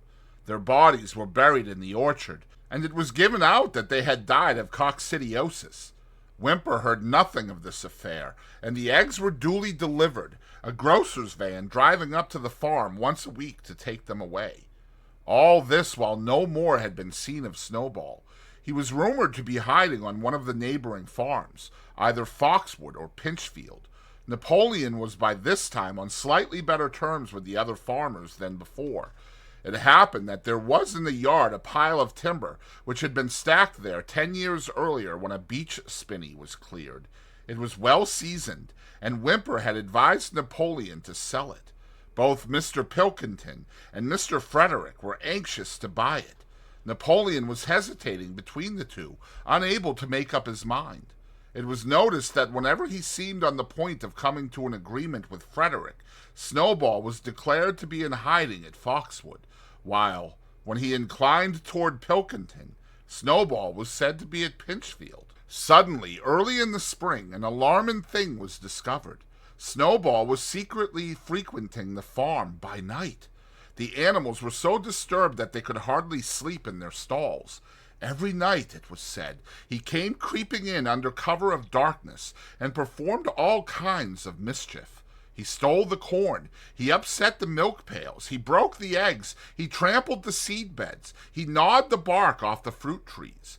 Whenever anything went wrong, it became usual to attribute it to Snowball. If a window was broken or a drain was blocked up, someone was certain to say that Snowball had come in the night and done it. And when the key of the store shed was lost, the whole farm was convinced that Snowball had thrown it down the well. Curiously enough, they went on believing this even after the mislaid key was found under a sack of meal. The cows declared unanimously that Snowball crept into their stalls and milked them in their sleep. The rats, which had been troublesome that winter, were also said to be in league with Snowball. Napoleon decreed that there should be a full investigation into Snowball's activities. With his dogs in attendance, he set out and made a careful tour of inspection of the farm buildings, the other animals following at a respectful distance. At every few steps, Napoleon stopped and snuffed the corner for traces of Snowball's footsteps, which, he said, he could detect by the smell. He snuffed in every corner, in the barn, in the cowshed, in the hen houses, in the vegetable garden, and found traces of Snowball almost everywhere. He would put his snout to the ground, give several deep sniffs, and exclaim in a terrible voice, "Snowball! He has been here! I can smell him distinctly!" And at the word Snowball, all the dogs let out blood-curdling growls and showed their side teeth. The animals were thoroughly frightened. It seemed to them as though Snowball were some kind of invisible influence, pervading the air about them and menacing them with all kinds of dangers. In the evening, Squealer called them together, and with an alarmed expression on his face, told them that he had some serious news to report. "Comrades!" cried Squealer, making little nervous skips. "A most terrible thing has been discovered. Snowball has sold himself to Frederick of Pinchfield Farm, who is even now plotting to attack us and take our farm away from us. Snowball is to act as his guide when the attack begins, but there is worse than that. We had thought that Snowball's rebellion was caused simply by his vanity and ambition, but we were wrong, comrades. Do you know what the real reason was? Snowball was in league with Jones from the very start. He was Jones's secret agent all the time. It has all been proved by documents which he left behind him and which we have only just discovered.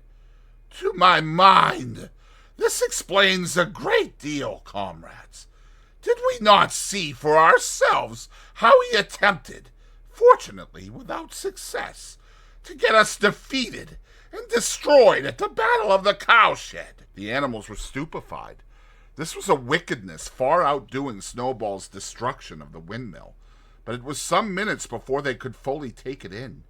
They all remembered, or thought they remembered, how they had seen Snowball charging ahead of them at the Battle of the Cowshed, how he had rallied and encouraged them at every turn, and how he had not paused for an instant, even when the pellets from Jones's gun had wounded his back. At first it was a little difficult to see how this fitted in with his being on Jones's side. Even Boxer, who seldom asked questions, was puzzled. He lay down, tucked his forehoofs beneath him, shut his eyes, and with a hard effort managed to formulate his thoughts. "I do not believe that," he said. "Snowball fought bravely at the Battle of the Cowshed. I saw him myself. Did we not give him Animal Hero First Class immediately afterwards?" "That was our mistake, comrade, for we know now it is all written down in the secret documents that we have found, that in reality he was trying to lure us to our doom. But he was wounded," said Boxer. "We all saw him running with blood." "That was part of the arrangement," cried Squealer. "Jones's shot only grazed him. I could show you this in his own writing if you were able to read it. The plot was for Snowball, at the critical moment, to give the signal for flight and leave the field to the enemy, and he very nearly succeeded. I will even say, comrades, he would have succeeded if it had not been for our heroic leader, Comrade Napoleon.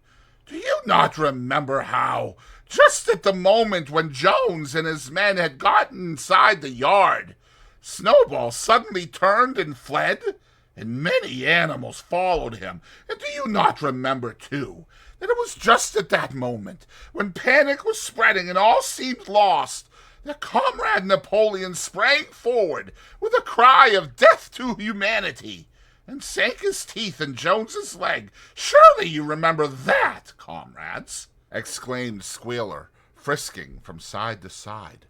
Now, when Squealer described the scene so graphically, it seemed to the animals that they did remember it. At any rate, they remembered that at the critical moment of the battle, Snowball had turned to flee, but Boxer was still a little uneasy. "I do not believe that Snowball was a traitor at the beginning," he said finally.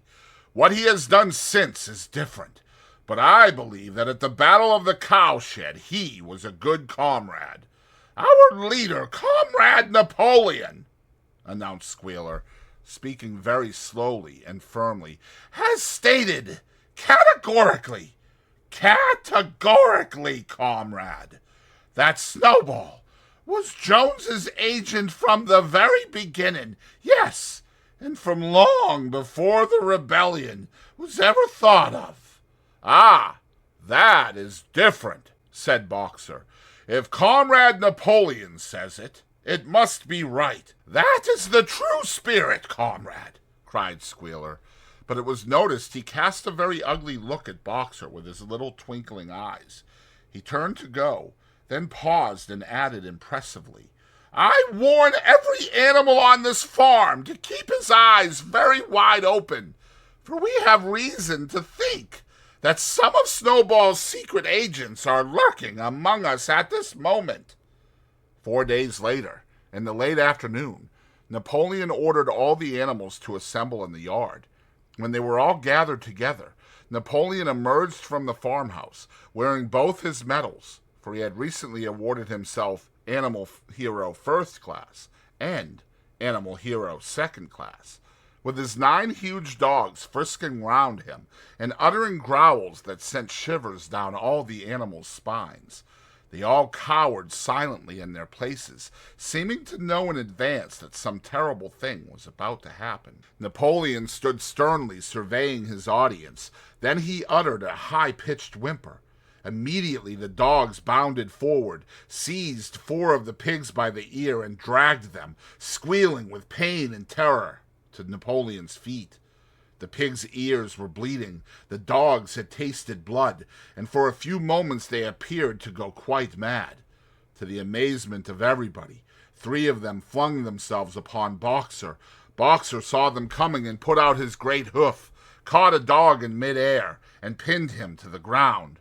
The dog shrieked for mercy, and the other 2 fled with their tails between their legs. Boxer looked at Napoleon to know whether he should crush the dog to death or let it go. Napoleon appeared to change countenance, and sharply ordered Boxer to let the dog go, whereat Boxer lifted his hoof, and the dog slunk away, bruised and howling. Presently the tumult died down. The 4 pigs waited, trembling, with guilt written on every line of their countenances. Napoleon now called upon them to confess their crimes. They were the same 4 pigs as had protested when Napoleon abolished the Sunday meetings. Without any further prompting, they confessed that they had been secretly in touch with Snowball ever since his expulsion, that they had collaborated with him in destroying the windmill, and that they had entered into an agreement with him to hand over Animal Farm to Mr. Frederick. They added that Snowball had privately admitted to them that he had been Jones's secret agent for years past. When they had finished their confession, the dogs promptly tore their throats out, and in a terrible voice, Napoleon demanded whether any other animal had anything to confess. The 3 hens who had been the ringleaders in the attempted rebellion over the eggs now came forward, and stated that Snowball had appeared to them in a dream and incited them to disobey Napoleon's orders. They, too, were slaughtered. Then a goose came forward and confessed to having secreted 6 ears of corn during the last year's harvest and eaten them in the night. Then a sheep confessed to having urinated in the drinking pool, urged to do this, so she said, by Snowball, and 2 other sheep confessed to having murdered an old ram, an especially devoted follower of Napoleon, by chasing him round and round a bonfire when he was suffering from a cough. They were all slain on the spot. And so, the tale of confessions and executions went on until there was a pile of corpses lying before Napoleon's feet, and the air was heavy with the smell of blood, which had been unknown there since the expulsion of Jones.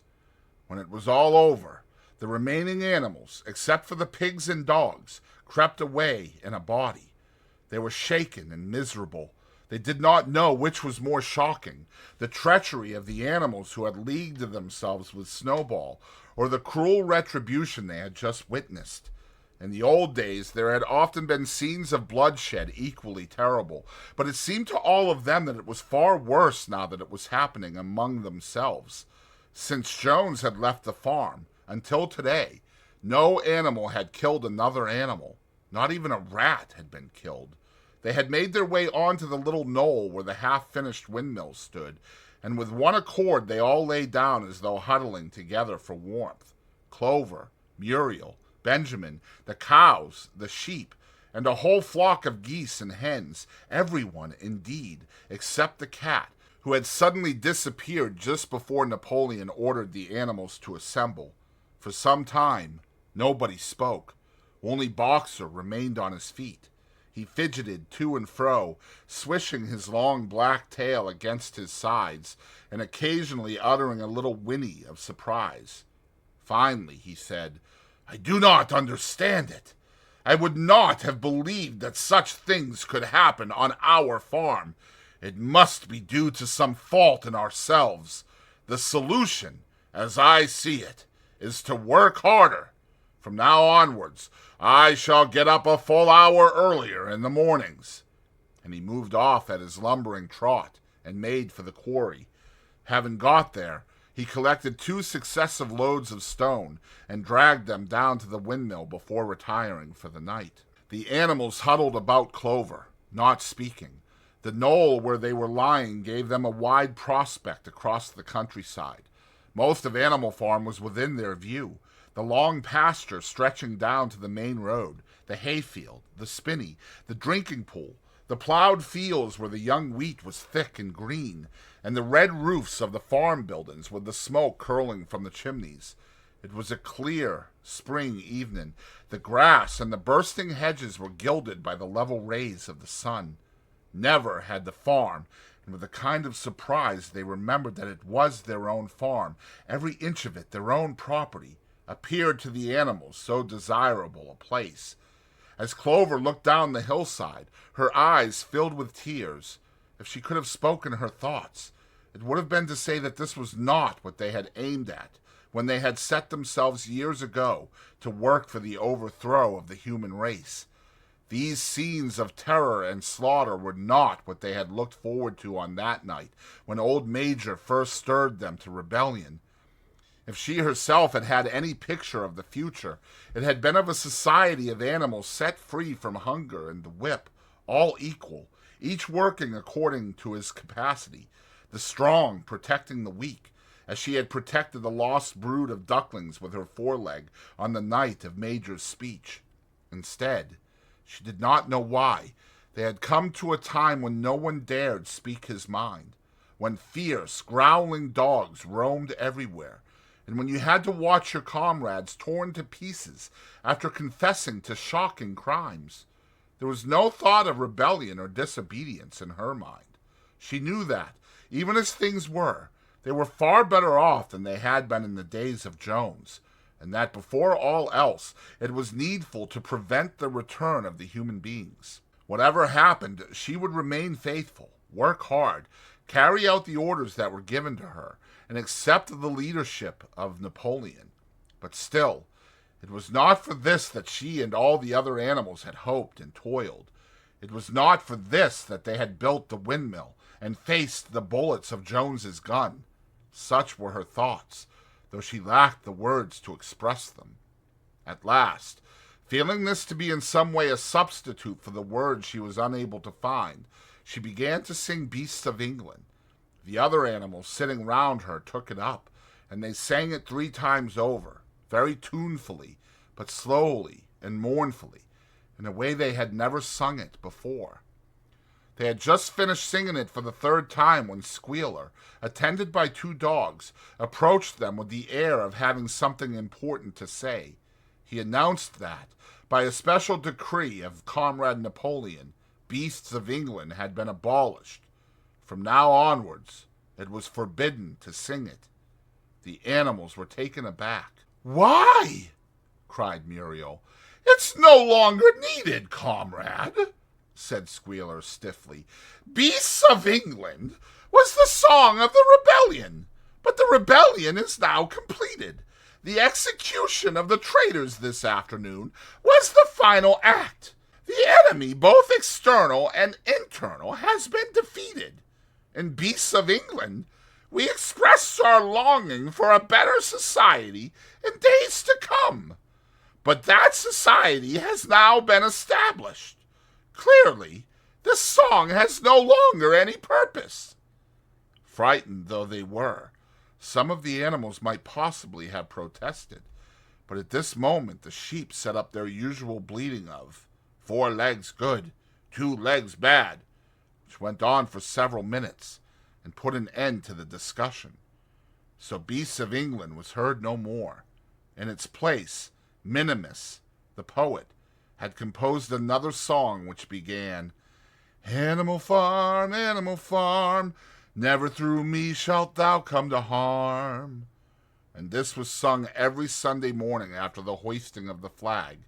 But somehow Neither the words nor the tune ever seemed to the animals to come up to Beasts of England. Chapter 8.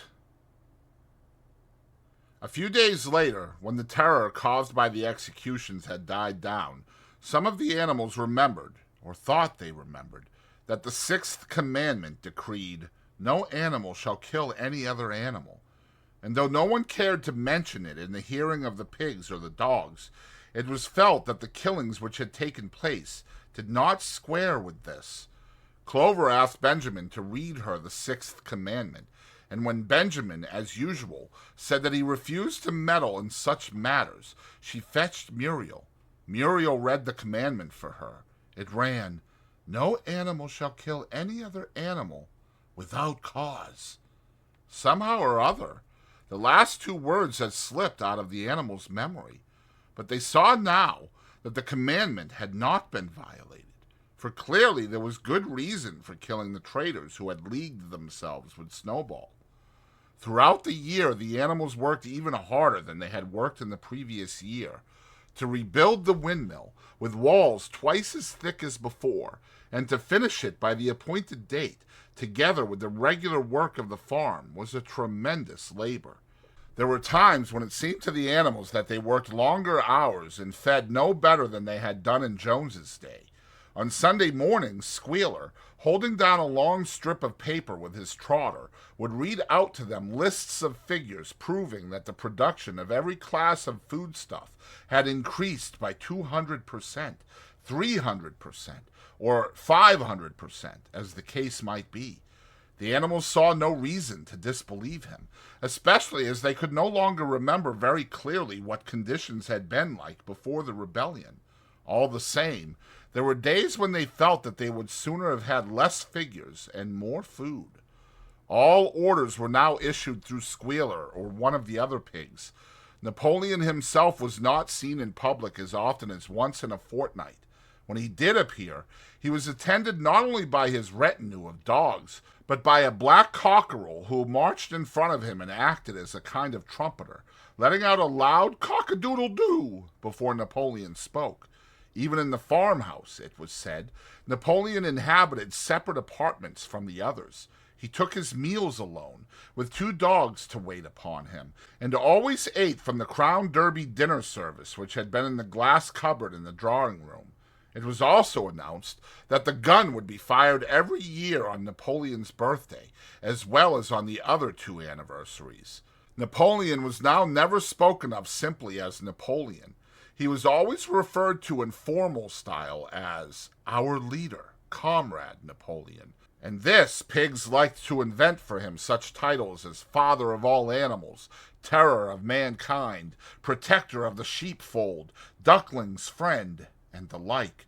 In his speeches, Squealer would talk with the tears rolling down his cheeks of Napoleon's wisdom, the goodness of his heart, and the deep love he bore to all animals everywhere, even and especially the unhappy animals who still lived in ignorance and slavery on other farms. It had become usual to give Napoleon the credit for every successful achievement and every stroke of good fortune. You would often hear one hen remark to another, "Under the guidance of our leader, Comrade Napoleon, I have laid 5 eggs in 6 days. Or 2 cows, enjoying a drink at the pool, would exclaim, "Thanks to the leadership of Comrade Napoleon, how excellent this water tastes." The general feeling on the farm was well expressed in a poem entitled Comrade Napoleon, which was composed by Minimus, and which ran as follows: "Friend of fatherless, fountain of happiness, Lord of the swill bucket, oh, how my soul is on fire when I gaze at thy calm and commanding eye, like the sun in the sky, Comrade Napoleon. Thou art the giver of all that thy creatures love, full belly twice a day, clean straw to roll upon. Every beast, great or small, sleeps at peace in his stall. Thou watchest over all, Comrade Napoleon. Had I a sucking pig, ere he had grown as big, even as a pint bottle or as a rollin' pin, he should have learned to be faithful and true to thee. Yes, his first squeak should be, Comrade Napoleon. Napoleon approved of this poem and caused it to be inscribed on the wall of the big barn at the opposite end from the 7 Commandments. It was surmounted by a portrait of Napoleon in profile, executed by Squealer in white paint. Meanwhile, through the agency of Whymper, Napoleon was engaged in complicated negotiations with Frederick and Pilkington. The pile of timber was still unsold. Of the two, Frederick was the more anxious to get hold of it, but he would not offer a reasonable price. At the same time, there were renewed rumors that Frederick and his men were plotting to attack Animal Farm and to destroy the windmill, the building of which had aroused furious jealousy in him. Snowball was known to be still skulking on Pinchfield Farm. In the middle of the summer, the animals were alarmed to hear that 3 hens had come forward and confessed that, inspired by Snowball, they had entered into a plot to murder Napoleon. They were executed immediately, and fresh precautions for Napoleon's safety were taken. 4 dogs guarded his bed at night, 1 at each corner, and a young pig named Pink Eye was given the task of tasting all his food before he ate it, lest it should be poisoned. At about the same time, it was given out that Napoleon had arranged to sell the pile of timber to Mr. Pilkington. He was also going to enter into a regular agreement for the exchange of certain products between Animal Farm and Foxwood. The relations between Napoleon and Pilkington, though they were only conducted through Whymper, were now almost friendly. The animals distrusted Pilkington as a human being, but greatly preferred him to Frederick, whom they both feared and hated. As the summer wore on, and the windmill neared completion, the rumors of an impending treacherous attack grew stronger and stronger. Frederick, it was said, intended to bring against them 20 men, all armed with guns, and he had already bribed the magistrates and police, so that if he could get a hold of the title deeds of Animal Farm, they would ask no questions. Moreover, terrible stories were leaking out from Pinchfield about the cruelties that Frederick practiced upon his animals. He had flogged an old horse to death. He starved his cows. He had killed a dog by throwing it into the furnace. He amused himself in the evenings by making cocks fight with splinters of razor blade tied to their spurs.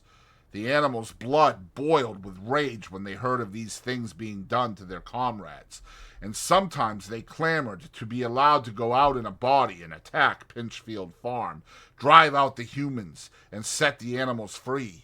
But Squealer counseled them to avoid rash actions and trust in Comrade Napoleon's strategy. Nevertheless, feeling against Frederick continued to run high. One Sunday morning, Napoleon appeared in the barn and explained that he had never at any time contemplated selling the pile of timber to Frederick. He considered it beneath his dignity, he said, to have dealings with scoundrels of that description.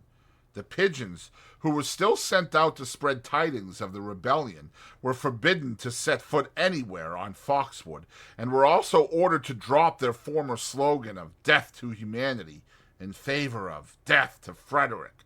In the late summer, yet another of Snowball's machinations was laid bare. The wheat crop was full of weeds, and it was discovered that on one of his nocturnal visits, Snowball had mixed weed seeds with the seed corn. A gander who had been privy to the plot had confessed his guilt to Squealer and immediately committed suicide by swallowing deadly nightshade berries. The animals now also learned that Snowball had never, as many of them had believed hitherto, received the order of Animal Hero First Class. This was merely a legend which had been spread some time after the Battle of the Cowshed by Snowball himself. So far from being decorated, he had been censured for showing cowardice in the battle. Once again, some of the animals heard this with a certain bewilderment, but Squealer was soon able to convince them that their memories had been at fault. In the autumn, by a tremendous, exhausting effort, for the harvest had to be gathered at almost the same time, the windmill was finished. The machinery had still to be installed, and Whymper was negotiating the purchase of it, but the structure was completed. In the teeth of every difficulty, in spite of inexperience, of primitive implements, of bad luck, and of Snowball's treachery, the work had been finished punctually to the very day. Tired out but proud, the animals walked round and round their masterpiece, which appeared even more beautiful in their eyes than when it had been built the first time. Moreover, the walls were twice as thick as before. Nothing short of explosives would lay them low this time, and when they thought of how they had labored, what discouragements they had overcome, and the enormous difference that would be made in their lives when the sails were turning and the dynamos running, when they thought of all this, their tiredness forsook them, and they gamboled round and round the windmill, uttering cries of triumph. Napoleon himself, attended by his dogs and his cockerel, came down to inspect the completed work. He personally congratulated the animals on their achievement and announced that the mill would be named Napoleon Mill. 2 days later, the animals were called together for a special meeting in the barn. They were struck dumb with surprise when Napoleon announced that he had sold the pile of timber to Frederick. Tomorrow, Frederick's wagons would arrive and begin carting it away. Throughout the whole period of his seeming friendship with Pilkington, Napoleon had really been in secret agreement with Frederick. All relations with Foxwood had been broken off. Insulting messages had been sent to Pilkington. The pigeons had been told to avoid Pinchfield Farm and to alter their slogan from "Death to Frederick" to "Death to Pilkington." At the same time, Napoleon assured the animals that the stories of an impending attack on the animal farm were completely untrue, and that the tales about Frederick's cruelty to his own animals had been greatly exaggerated. All these rumors had probably originated with Snowball and his agents. It now appeared that Snowball was not, after all, hiding on Pinchfield Farm, and in fact had never been there in his life. He was living, in considerable luxury, so it was said, at Foxwood, and had in reality been a pensioner of Pilkington for years past. The pigs were in ecstasies over Napoleon's cunning, but seeming to be friendly with Pilkington, he had forced Frederick to raise his price by 12 pounds. But the superior quality of Napoleon's mind, said Squealer, was shown in the fact that he trusted nobody, not even Frederick. Frederick had wanted to pay for the timber with something called a check, which, it seemed, was a piece of paper with a promise to pay written upon it. But Napoleon was too clever for him. He had demanded payment in real 5-pound notes, which were to be handed over before the timber was removed. Already Frederick had paid up, and the sum he had paid was just enough to buy the machinery for the windmill. Meanwhile, the timber was being carted away at high speed. When it was all gone, another special meeting was held in the barn for the animals to inspect Frederick's banknotes. Smiling beatifically and wearing both his decorations, Napoleon reposed on a bed of straw on the platform, with the money at his side, neatly piled on a china dish from the farmhouse kitchen. The animals filed slowly past, and each gazed his fill, and Boxer put out his nose to sniff at the banknotes, and the flimsy white things stirred and rustled in his breath. 3 days later there was a terrible hullabaloo. Whymper, his face deadly pale, came racing up the path on his bicycle, flung it down in the yard, and rushed straight into the farmhouse. The next moment a choking roar of rage sounded from Napoleon's apartments. The news of what had happened sped round the farm like wildfire. The banknotes were forgeries. Frederick had got the timber for nothing. Napoleon called the animals together immediately, and in a terrible voice pronounced the death sentence upon Frederick. When captured, he said, Frederick should be boiled alive. At the same time, he warned them that after this treacherous deed the worst was to be expected. Frederick and his men might make their long-expected attack at any moment. Sentinels were placed at all the approaches to the farm. In addition, 4 pigeons were sent to Foxwood with a conciliatory message, which it was hoped might re-establish good relations with Pilkington. The very next morning the attack came. The animals were at breakfast when the lookouts came racing in with the news that Frederick and his followers had already come through the 5-barred gate. Boldly enough, the animals sallied forth to meet them, but this time they did not have the easy victory that they had had in the battle of the cowshed. There were 15 men, with half a dozen guns between them, and they opened fire as soon as they got within 50 yards. The animals could not face the terrible explosions and the stinging pellets, and in spite of the efforts of Napoleon and Boxer to rally them, they were soon driven back. A number of them were already wounded. They took refuge in the farm buildings and peeped cautiously out from chinks and knotholes. The whole of the big pasture, including the windmill, was in the hands of the enemy. For the moment, even Napoleon seemed at a loss. He paced up and down without a word, his tail rigid and twitching. Wistful glances were sent in the direction of Foxwood. If Pilkington and his men would help them, the day might yet be won. But at this moment the 4 pigeons, who had been sent out on the day before, returned, one of them bearing a scrap of paper from Pilkington. On it was penciled the words, "Serves you right." Meanwhile, Frederick and his men had halted about the windmill. The animals watched them, and a murmur of dismay went round. 2 of the men had produced a crowbar and a sledgehammer. They were going to knock the windmill down. "Impossible!" cried Napoleon. "We have built the walls far too thick for that. They could not knock it down in a week. Courage, comrades!" But Benjamin was watching the movements of the men intently. The 2 with the hammer and the crowbar were drilling a hole near the base of the windmill. Slowly, and with an air almost of amusement, Benjamin nodded his long muzzle. "I thought so," he said. "Do you not see what they are doing? In another moment they are going to pack blasting powder into that hole." Terrified, the animals waited. It was impossible now to venture out of the shelter of the buildings. After a few minutes the men were seen to be running in all directions. Then there was a deafening roar. The pigeons swirled into the air, and all the animals, except Napoleon, flung themselves flat on their bellies and hid their faces. When they got up again, a huge cloud of black smoke was hanging where the windmill had been. Slowly the breeze drifted it away.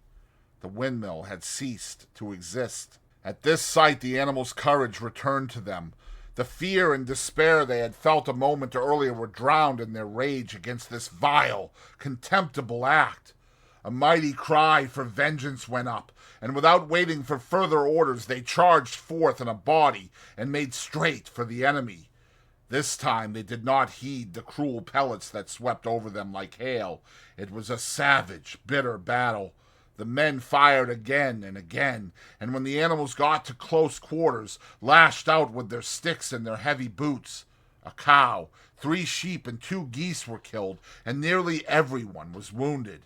Even Napoleon, who was directing operations from the rear, had the tip of his tail chipped by a pellet.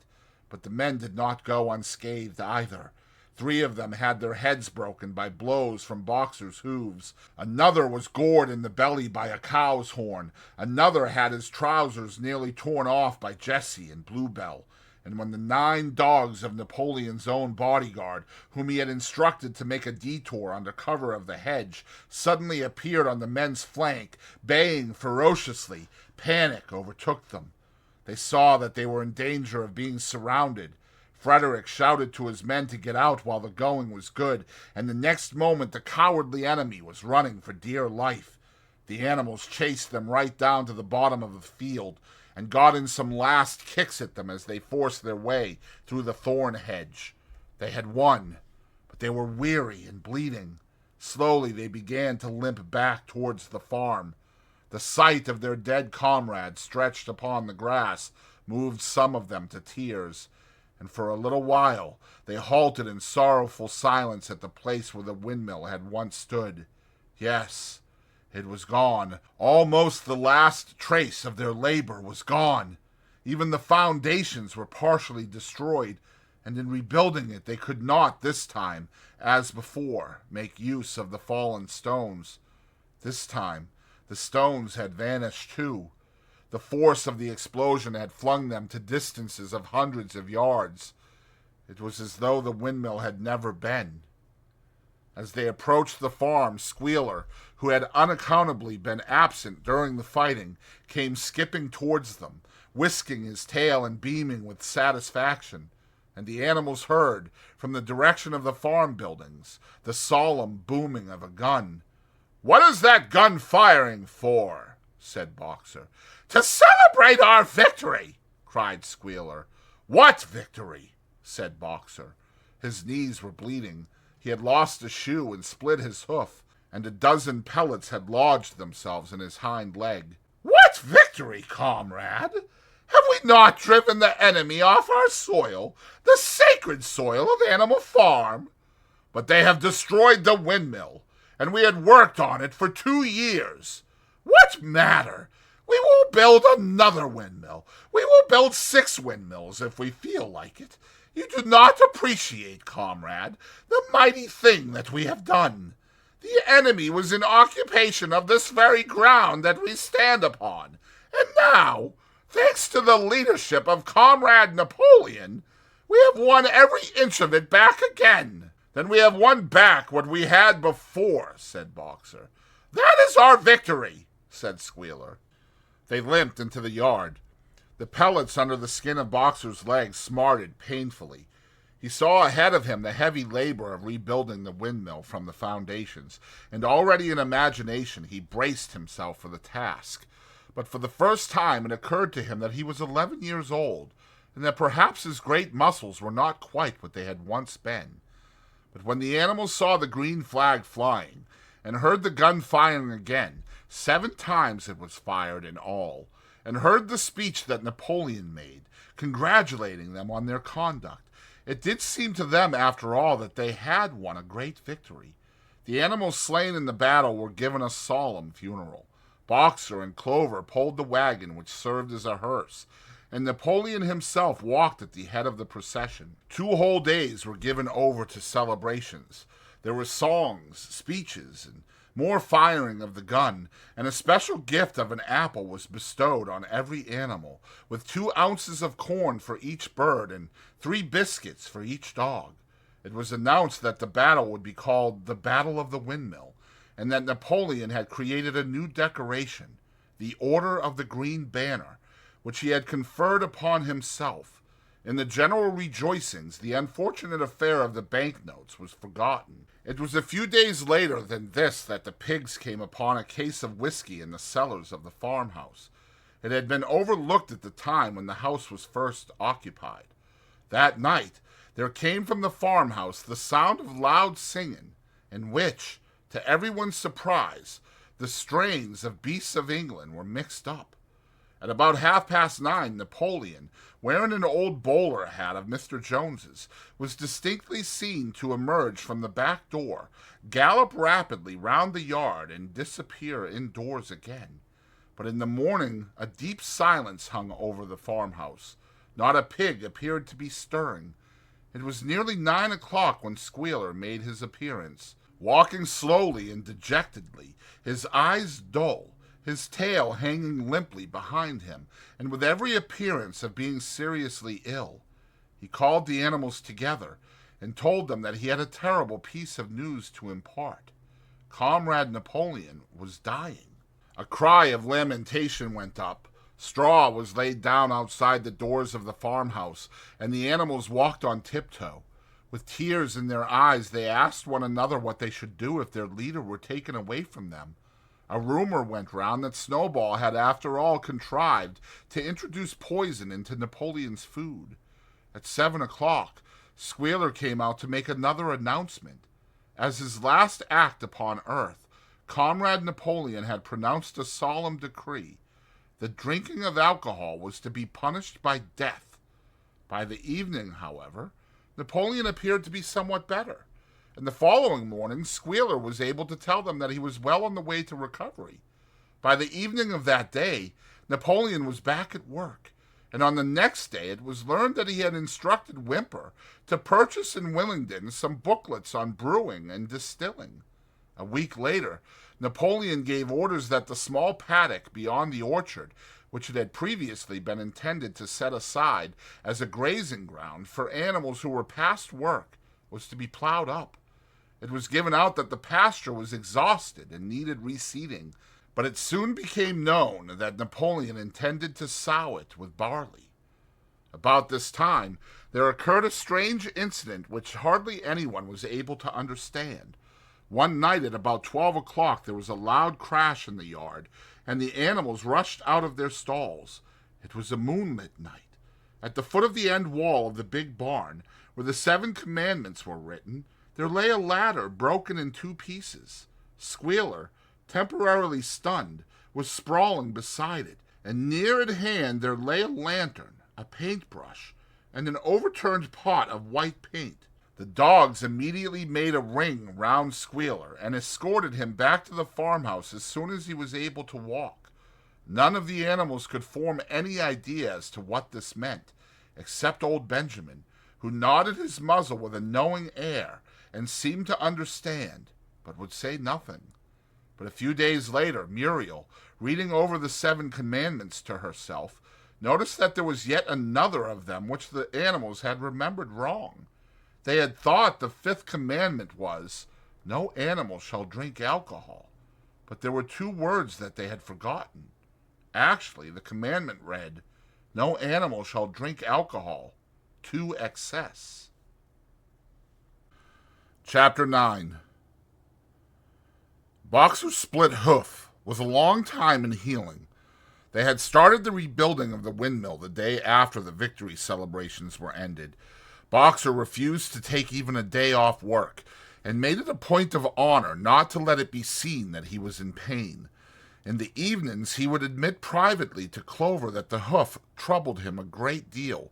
Clover treated the hoof with poultices of herbs which he prepared by chewing them, and both she and Benjamin urged Boxer to work less hard. "A horse's lungs do not last forever," she said to him, but Boxer would not listen. He had, he said, only one real ambition left, to see the windmill well under way before he reached the age for retirement.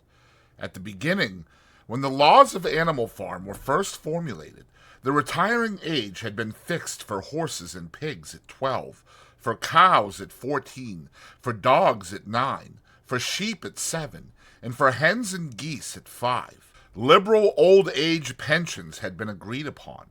As yet, no animal had actually retired on pension, but of late the subject had been discussed more and more.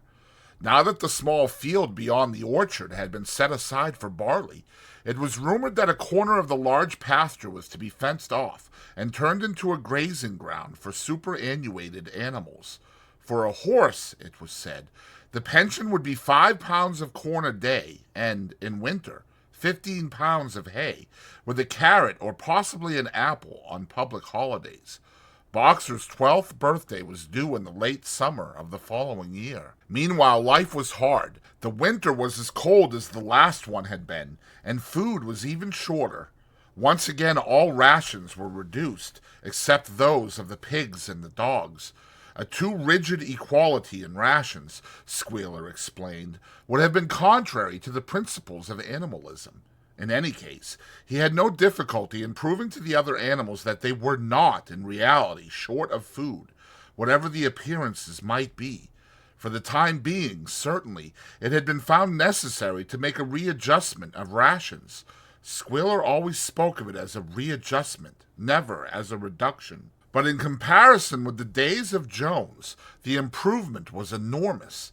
Reading out the figures in a shrill, rapid voice, he proved to them in detail that they had more oats, more hay, more turnips than they had had in Jones's day, that they worked shorter hours, that their drinking water was of better quality, that they lived longer, that a larger portion of their young ones survived infancy, and that they had more straw in their stalls and suffered less from fleas. The animals believed every word of it. Truth to tell, Jones and all he stood for had almost faded out of their memories. They knew that life nowadays was harsh and bare, that they were often hungry and often cold, and that they were usually working when they were not asleep. But doubtless it had been worse in the old days. They were glad to believe so. Besides, in those days they had been slaves, and now they were free, and that made all the difference, as Squealer did not fail to point out. There were many more mouths to feed now. In the autumn, the 4 sows had all littered about simultaneously, producing 31 young pigs between them. The young pigs were piebald, and as Napoleon was the only boar on the farm, it was possible to guess at their parentage. It was announced that later, when bricks and timber had been purchased, a schoolroom would be built in the farmhouse garden.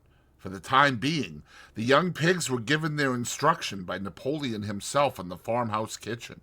They took their exercise in the garden, and were discouraged from playing with the other young animals.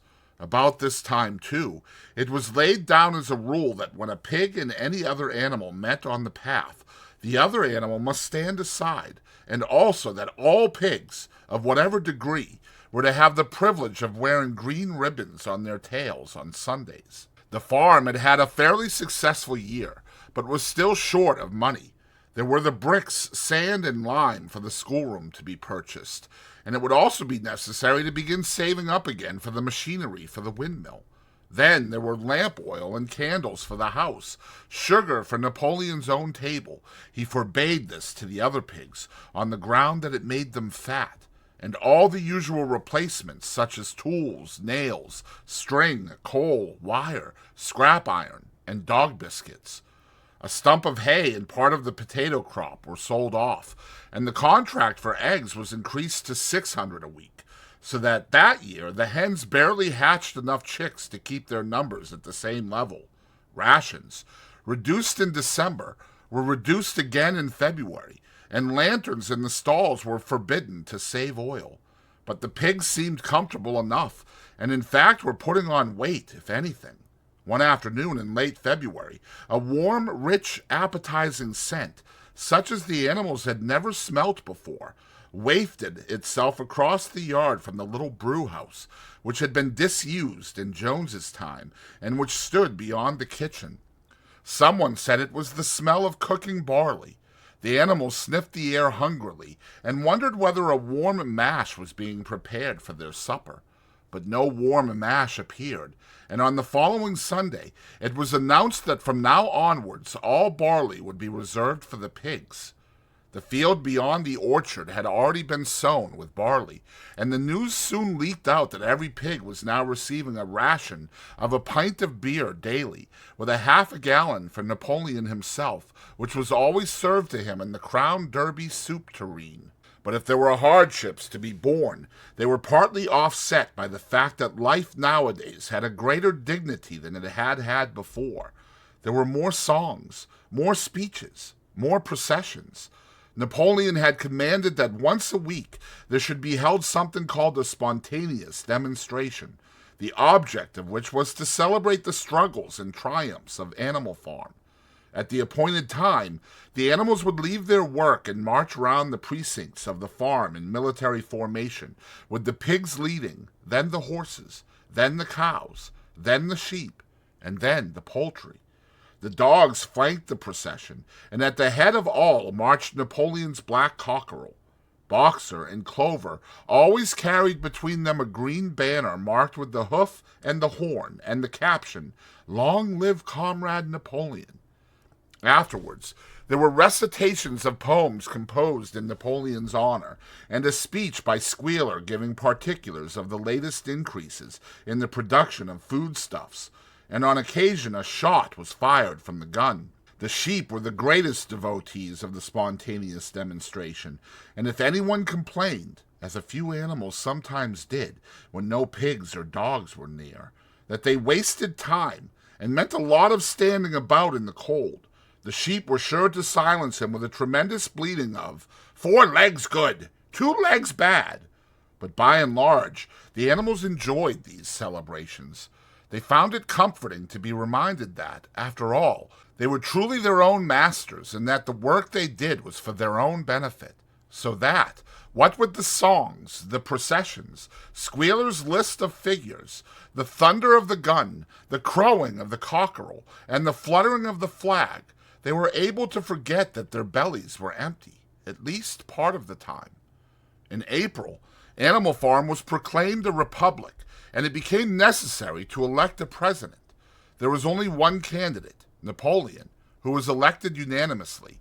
On the same day, it was given out that fresh documents had been discovered, which revealed further details about Snowball's complicity with Jones. It now appeared that Snowball had not, as the animals had previously imagined, merely attempted to lose the battle of the cowshed by means of a stratagem, but had been openly fighting on Jones's side. In fact, it was he who had actually been the leader of the human forces and had charged into battle with the words, "Long live humanity!" on his lips. The wounds on Snowball's back, which a few of the animals still remembered to have seen, had been inflicted by Napoleon's teeth. In the middle of the summer, Moses the Raven suddenly reappeared on the farm after an absence of several years. He was quite unchanged, still did no work, and talked in the same strain as ever about Sugar Candy Mountain.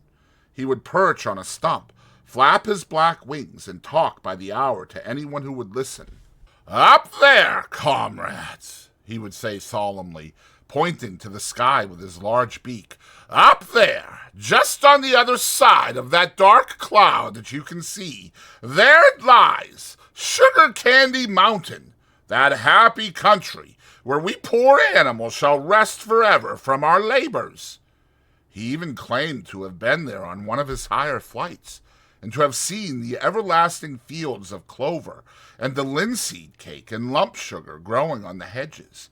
Many of the animals believed him. Their lives now, they reasoned, were hungry and laborious. Was it not right and just that a better world should exist somewhere else? A thing that was difficult to determine was the attitude of the pigs towards Moses. They all declared contemptuously that his stories about Sugar Candy Mountain were lies, and yet they allowed him to remain on the farm, not working, with an allowance of a gill of beer a day. After his hoof had healed up, Boxer worked harder than ever.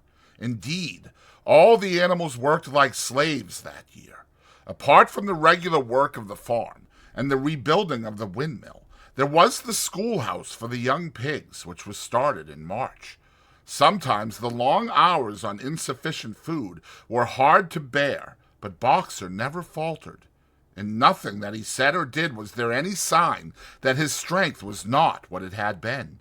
It was only his appearance that was a little altered. His hide was less shiny than it had used to be, and his great haunches seemed to have shrunken. The others said, "Boxer will pick up when the spring grass comes on." But the spring came, and Boxer grew no fatter. Sometimes, on the slope leading to the top of the quarry, when he braced his muscles against the weight of some vast boulder, it seemed that nothing kept him on his feet except the will to continue. At such times his lips were seen to form the words, "I will work harder." He had no voice left. Once again, Clover and Benjamin warned him to take care of his health, but Boxer paid no attention.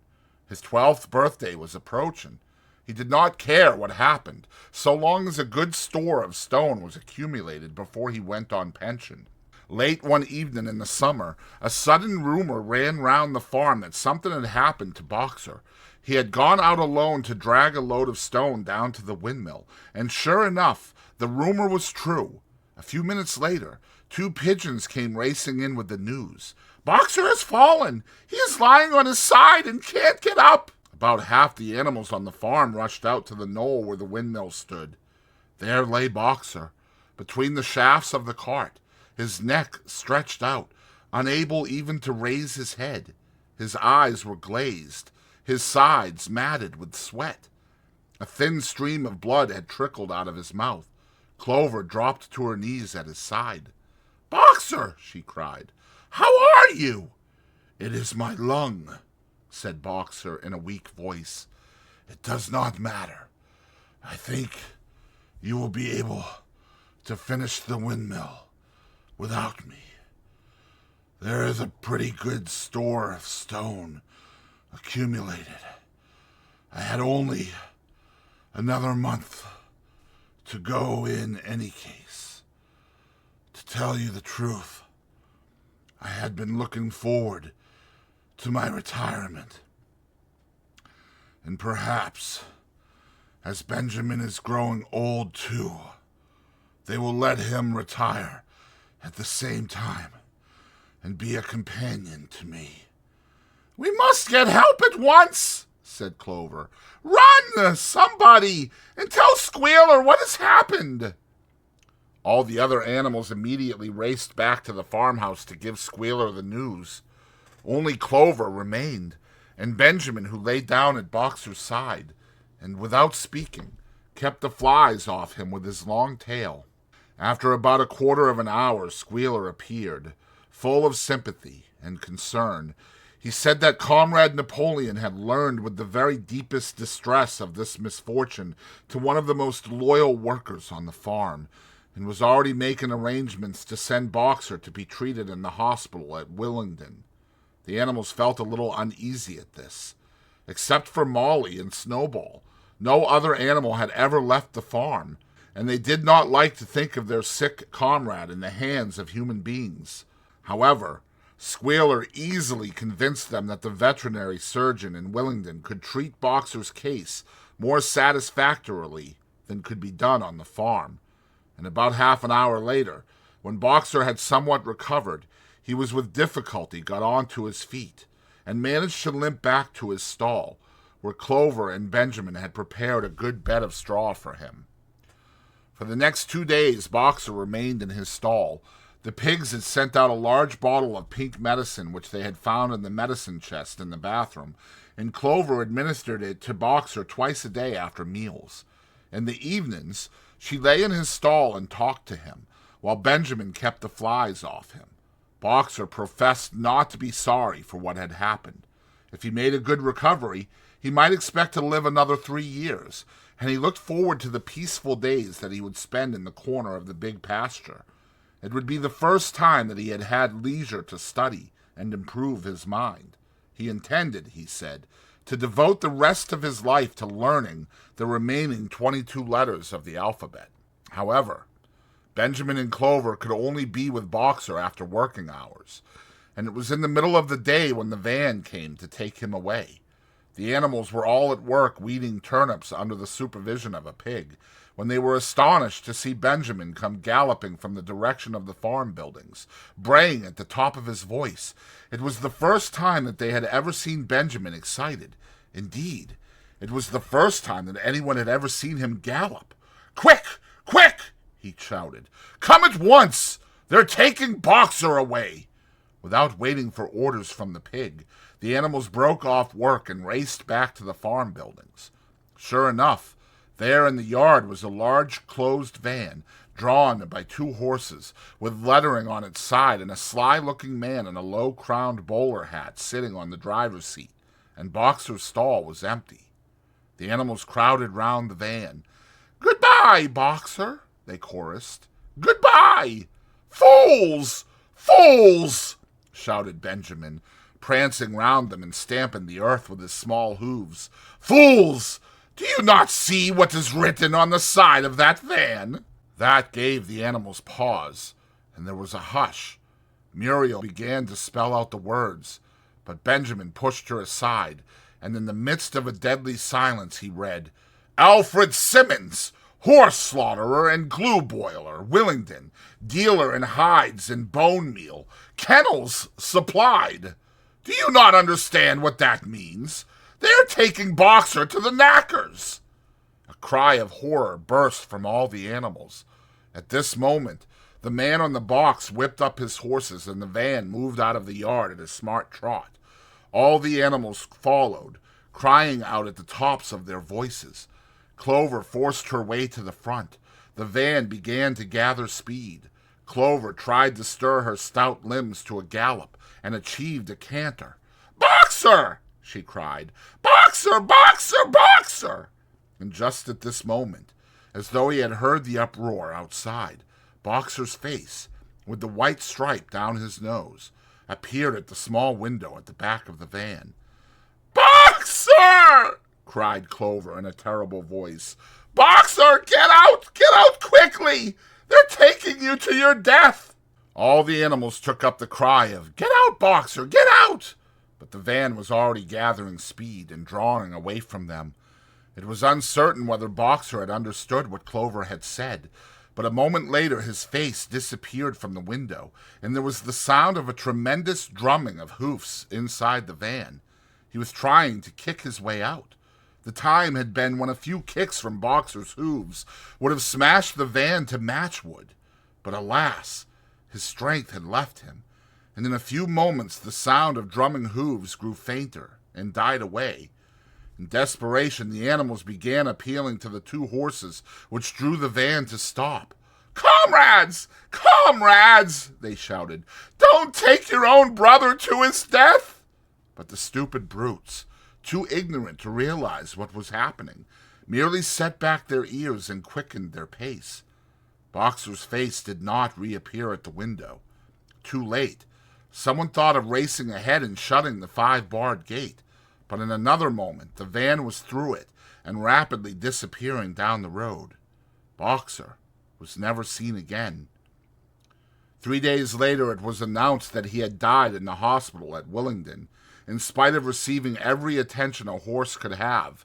Squealer came to announce the news to the others. He had, he said, been present during Boxer's last hours.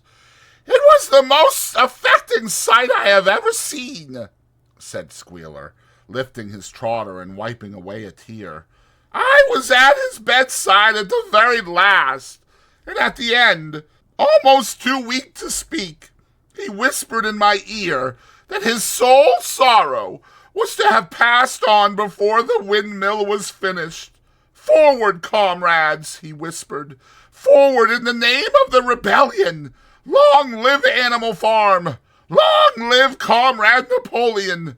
Napoleon is always right. Those were his very last words, comrades.'" Here Squealer's demeanor suddenly changed. He fell silent for a moment, and his little eyes darted suspicious glances from side to side before he proceeded. It had come to his knowledge, he said, that a foolish and wicked rumor had been circulated at the time of Boxer's removal. Some of the animals had noticed that the van which took Boxer away was marked Horse Slaughterer, and had actually jumped to the conclusion that Boxer was being sent to the knackers. It was almost unbelievable, said Squealer, that any animal could be so stupid. "Surely," he cried indignantly, whisking his tail and skipping from side to side, "surely they knew their beloved leader, Comrade Napoleon, better than that." But the explanation was really very simple. The van had previously been the property of the knacker, and had been bought by the veterinary surgeon, who had not yet painted the old name out. That was how the mistake had arisen. The animals were enormously relieved to hear this, and when Squealer went on to give further graphic details of Boxer's deathbed, the admirable care he had received, and the expensive medicines for which Napoleon had paid, without a thought as to the cost, their last doubts disappeared, and the sorrow that they felt for their comrade's death was tempered by the thought that at least he had died happy. Napoleon himself appeared at the meeting on the following Sunday morning and pronounced a short oration in Boxer's honor. It had not been possible, he said, to bring back their lamented comrade's remains for interment on the farm, but he had ordered a large wreath to be made from the laurels in the farmhouse garden and sent down to be placed on Boxer's grave. And in a few days' time, the pigs intended to hold a memorial banquet in Boxer's honor. Napoleon ended his speech with a reminder of Boxer's two favorite maxims, "I will work harder," and "Comrade Napoleon is always right." Maxims, he said, which every animal would do well to adopt as his own. On the day appointed for the banquet, a grocer's van drove up from Willingdon and delivered a large wooden crate at the farmhouse. That night there was the sound of uproarious singing, which was followed by what sounded like a violent quarrel, and ended at about 11 o'clock with a tremendous crash of glass. No one stirred in the farmhouse before noon on the following day, and the word went round that from somewhere or other the pigs had acquired the money to buy themselves another case of whiskey. Chapter 10. Years passed. The seasons came and went. The short animals' lives fled by. A time came when there was no one who remembered the old days before the rebellion, except Clover, Benjamin, Moses the raven, and a number of the pigs. Muriel was dead. Bluebell, Jessie, and Pincher were dead. Jones, too, was dead. He had died in an inebriate's home in another part of the country. Snowball was forgotten. Boxer was forgotten, except by the few who had known him. Clover was an old stout mare now, stiff in the joints and with a tendency to rheumy eyes. She was 2 years past the retiring age, but in fact no animal had ever actually retired. The talk of setting aside a corner of the pasture for superannuated animals had long since been dropped. Napoleon was now a mature boar of 24 stone. Squealer was so fat that he could with difficulty see out of his eyes. Only old Benjamin was much the same as ever, except for being a little grayer about the muzzle, and, since Boxer's death, more morose and taciturn than ever. There were many more creatures on the farm now, though the increase was not so great as had been expected in earlier years. Many animals had been born to whom the rebellion was only a dim tradition, passed on by word of mouth, and others had been bought who had never heard mention of such a thing before their arrival. The farm possessed 3 horses now besides Clover. They were fine, upstanding beasts, willing workers and good comrades, but very stupid. None of them proved able to learn the alphabet beyond the letter B.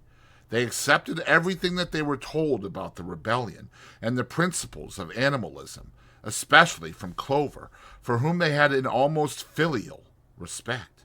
But it was doubtful whether they understood very much of it. The farm was more prosperous now, and better organized. It had even been enlarged by 2 fields which had been bought from Mr. Pilkington. The windmill had been successfully completed at last, and the farm possessed a threshing machine and a hay elevator of its own, and various new buildings had been added to it. Whymper had bought himself a dog-cart.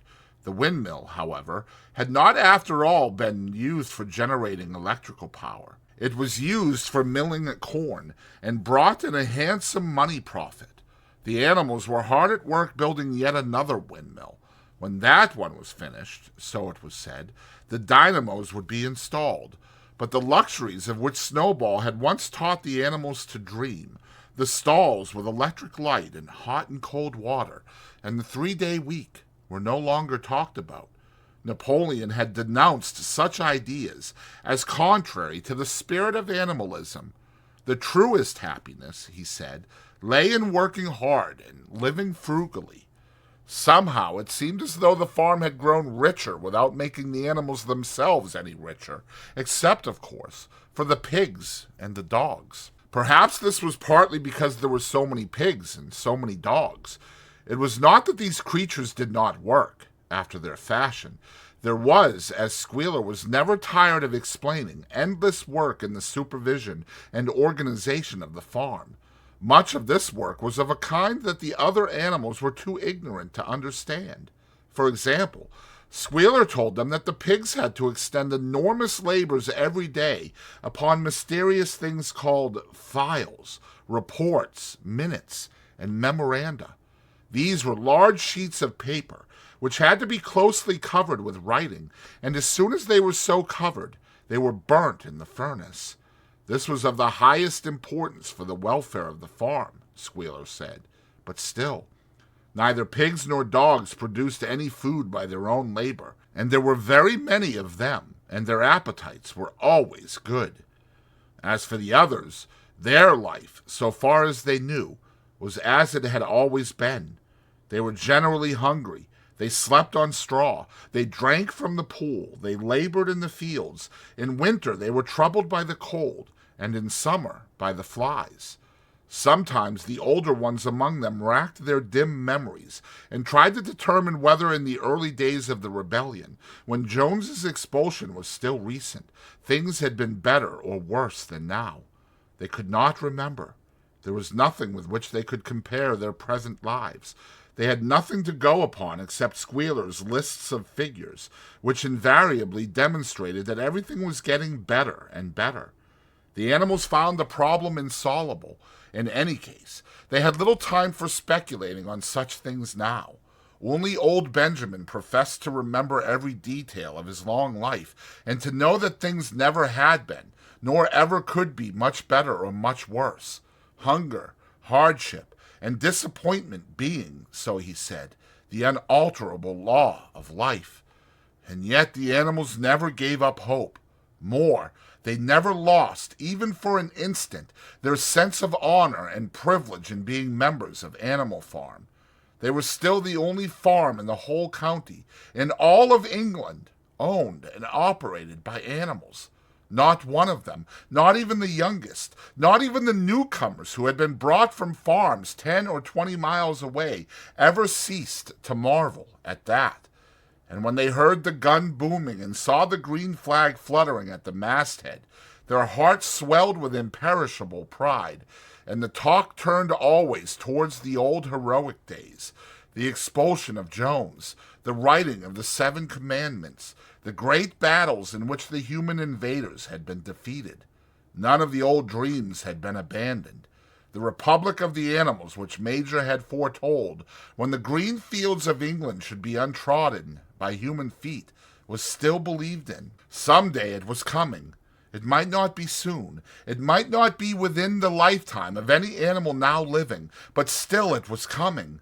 Even the tune of Beasts of England was perhaps hummed secretly here and there.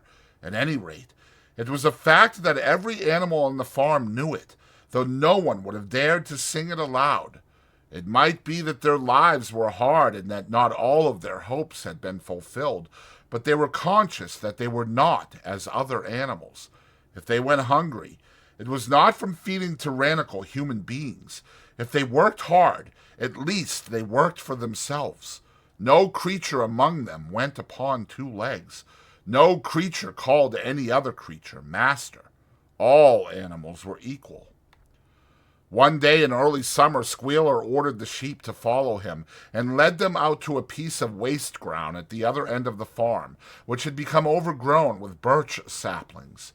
The sheep spent the whole day there, browsing at the leaves under Squealer's supervision. In the evening, he returned to the farmhouse himself, but, as it was warm weather, told the sheep to stay where they were. It ended by their remaining there for a whole week, during which time the other animals saw nothing of them. Squealer was with them for the greater part of every day. He was, he said, teaching them to sing a new song, for which privacy was needed. It was just after the sheep had returned, on a pleasant evening when the animals had finished work and were making their way back to the farm buildings, that the terrified neighing of a horse sounded from the yard. Startled, the animals stopped in their tracks. It was Clover's voice. She neighed again, and all the animals broke into a gallop and rushed into the yard. Then they saw what Clover had seen. It was a pig, walking on his hind legs. Yes, it was Squealer, a little awkwardly, although not quite used to supporting his considerable bulk in that position, but with perfect balance. He was strolling across the yard, and a moment later, out from the door of the farmhouse came a long file of pigs, all walking on their hind legs. Some did it better than others.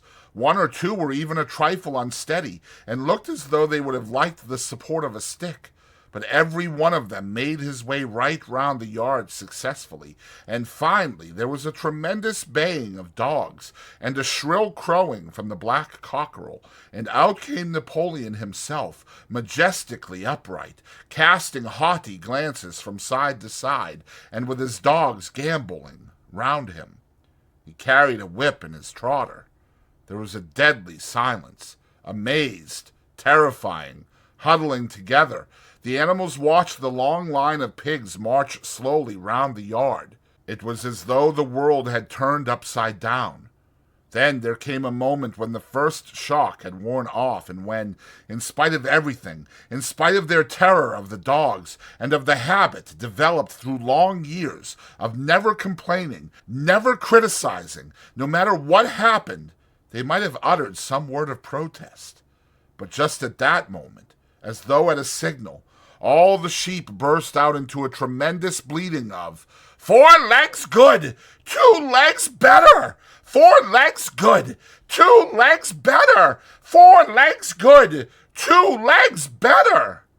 It went on for 5 minutes without stopping, and by the time the sheep had quieted down, the chance to utter any protest had passed, for the pigs had marched back into the farmhouse. Benjamin felt a nose nuzzling at his shoulder. He looked round. It was Clover. Her old eyes looked dimmer than ever. Without saying anything, she tugged gently at his mane and led him round to the end of the big barn, where the 7 commandments were written. For a minute or two, they stood gazing at the tattered wall with its white lettering. "My sight is failing," she said finally. "Even when I was young, I could not have read what was written there. But it appears to me that wall looks different. Are the 7 commandments the same as they used to be, Benjamin?" For once, Benjamin consented to break his rule, and he read out to her what was written on the wall. There was nothing there now except a single commandment. It ran, "All animals are equal, but some animals are more equal than others." After that, it did not seem strange when next day the pigs who were supervising the work of the farm all carried whips in their trotters. It did not seem strange to learn that the pigs had bought themselves a wireless set, were arranging to install a telephone, and had taken out subscriptions to John Bull, Titbits, and the Daily Mirror. It did not seem strange when Napoleon was seen strolling in the farmhouse garden with a pipe in his mouth. No, not even when the pigs took Mr. Jones's clothes out of the wardrobes and put them on, Napoleon himself appearing in a black coat, rat-catcher breeches, and leather leggings, while his favorite sow appeared in the watered silk dress which Mrs. Jones had been used to wearing on Sundays. A week later, in the afternoon, a number of dog carts drove up to the farm. A deputation of neighboring farmers had been invited to make a tour of inspection. They were shown all over the farm and expressed great admiration for everything they saw, especially the windmill. The animals were weeding the turnip field. They worked diligently, hardly raising their faces from the ground, and not knowing whether to be more frightened of the pigs or of the human visitors.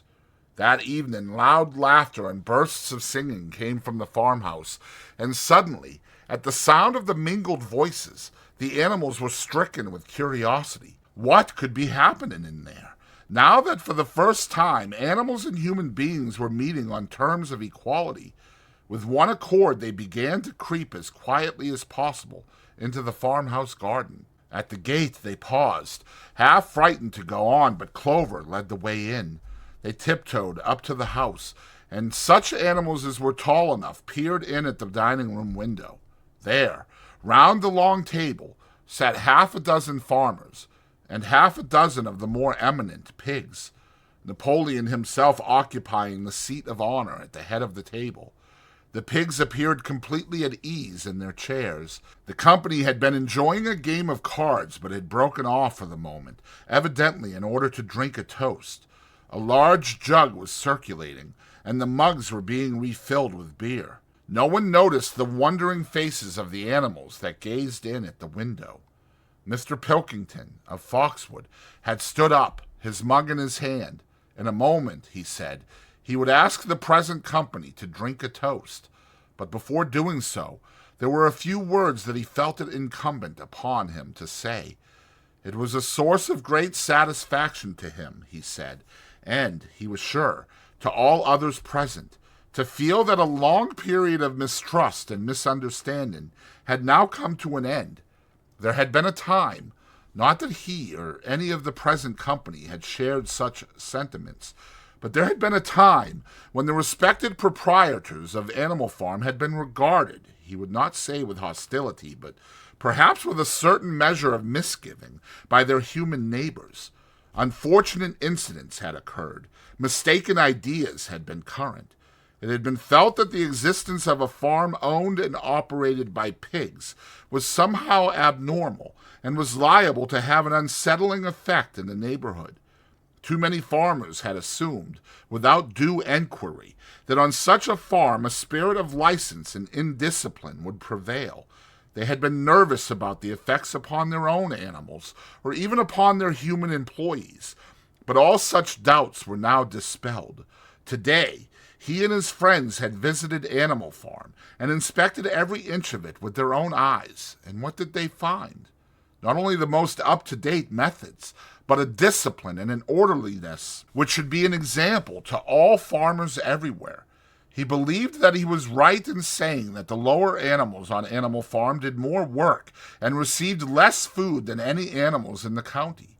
Indeed, he and his fellow visitors today had observed many features which they intended to introduce on their own farms immediately. He would end his remarks, he said, by emphasizing once again the friendly feelings that subsisted and ought to subsist between Animal Farm and its neighbors. Between pigs and human beings there was not, and there need not be, any clash of interests whatever.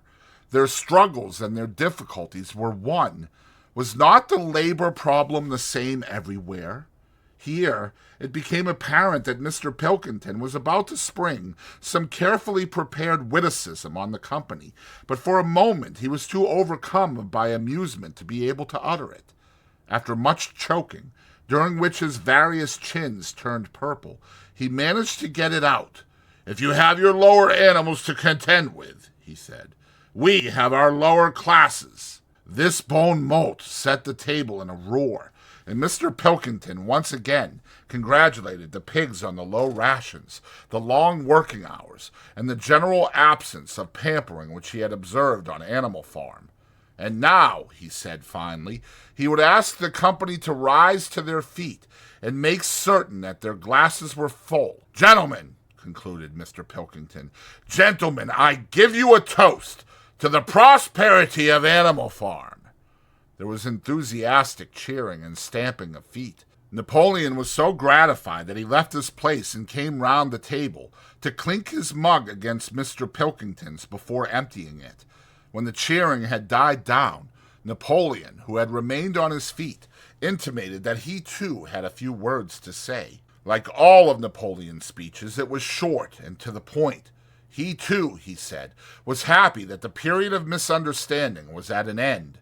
For a long time there had been rumors, circulated, he had reason to think, by some malignant enemy, that there was something subversive and even revolutionary in the outlook of himself and his colleagues.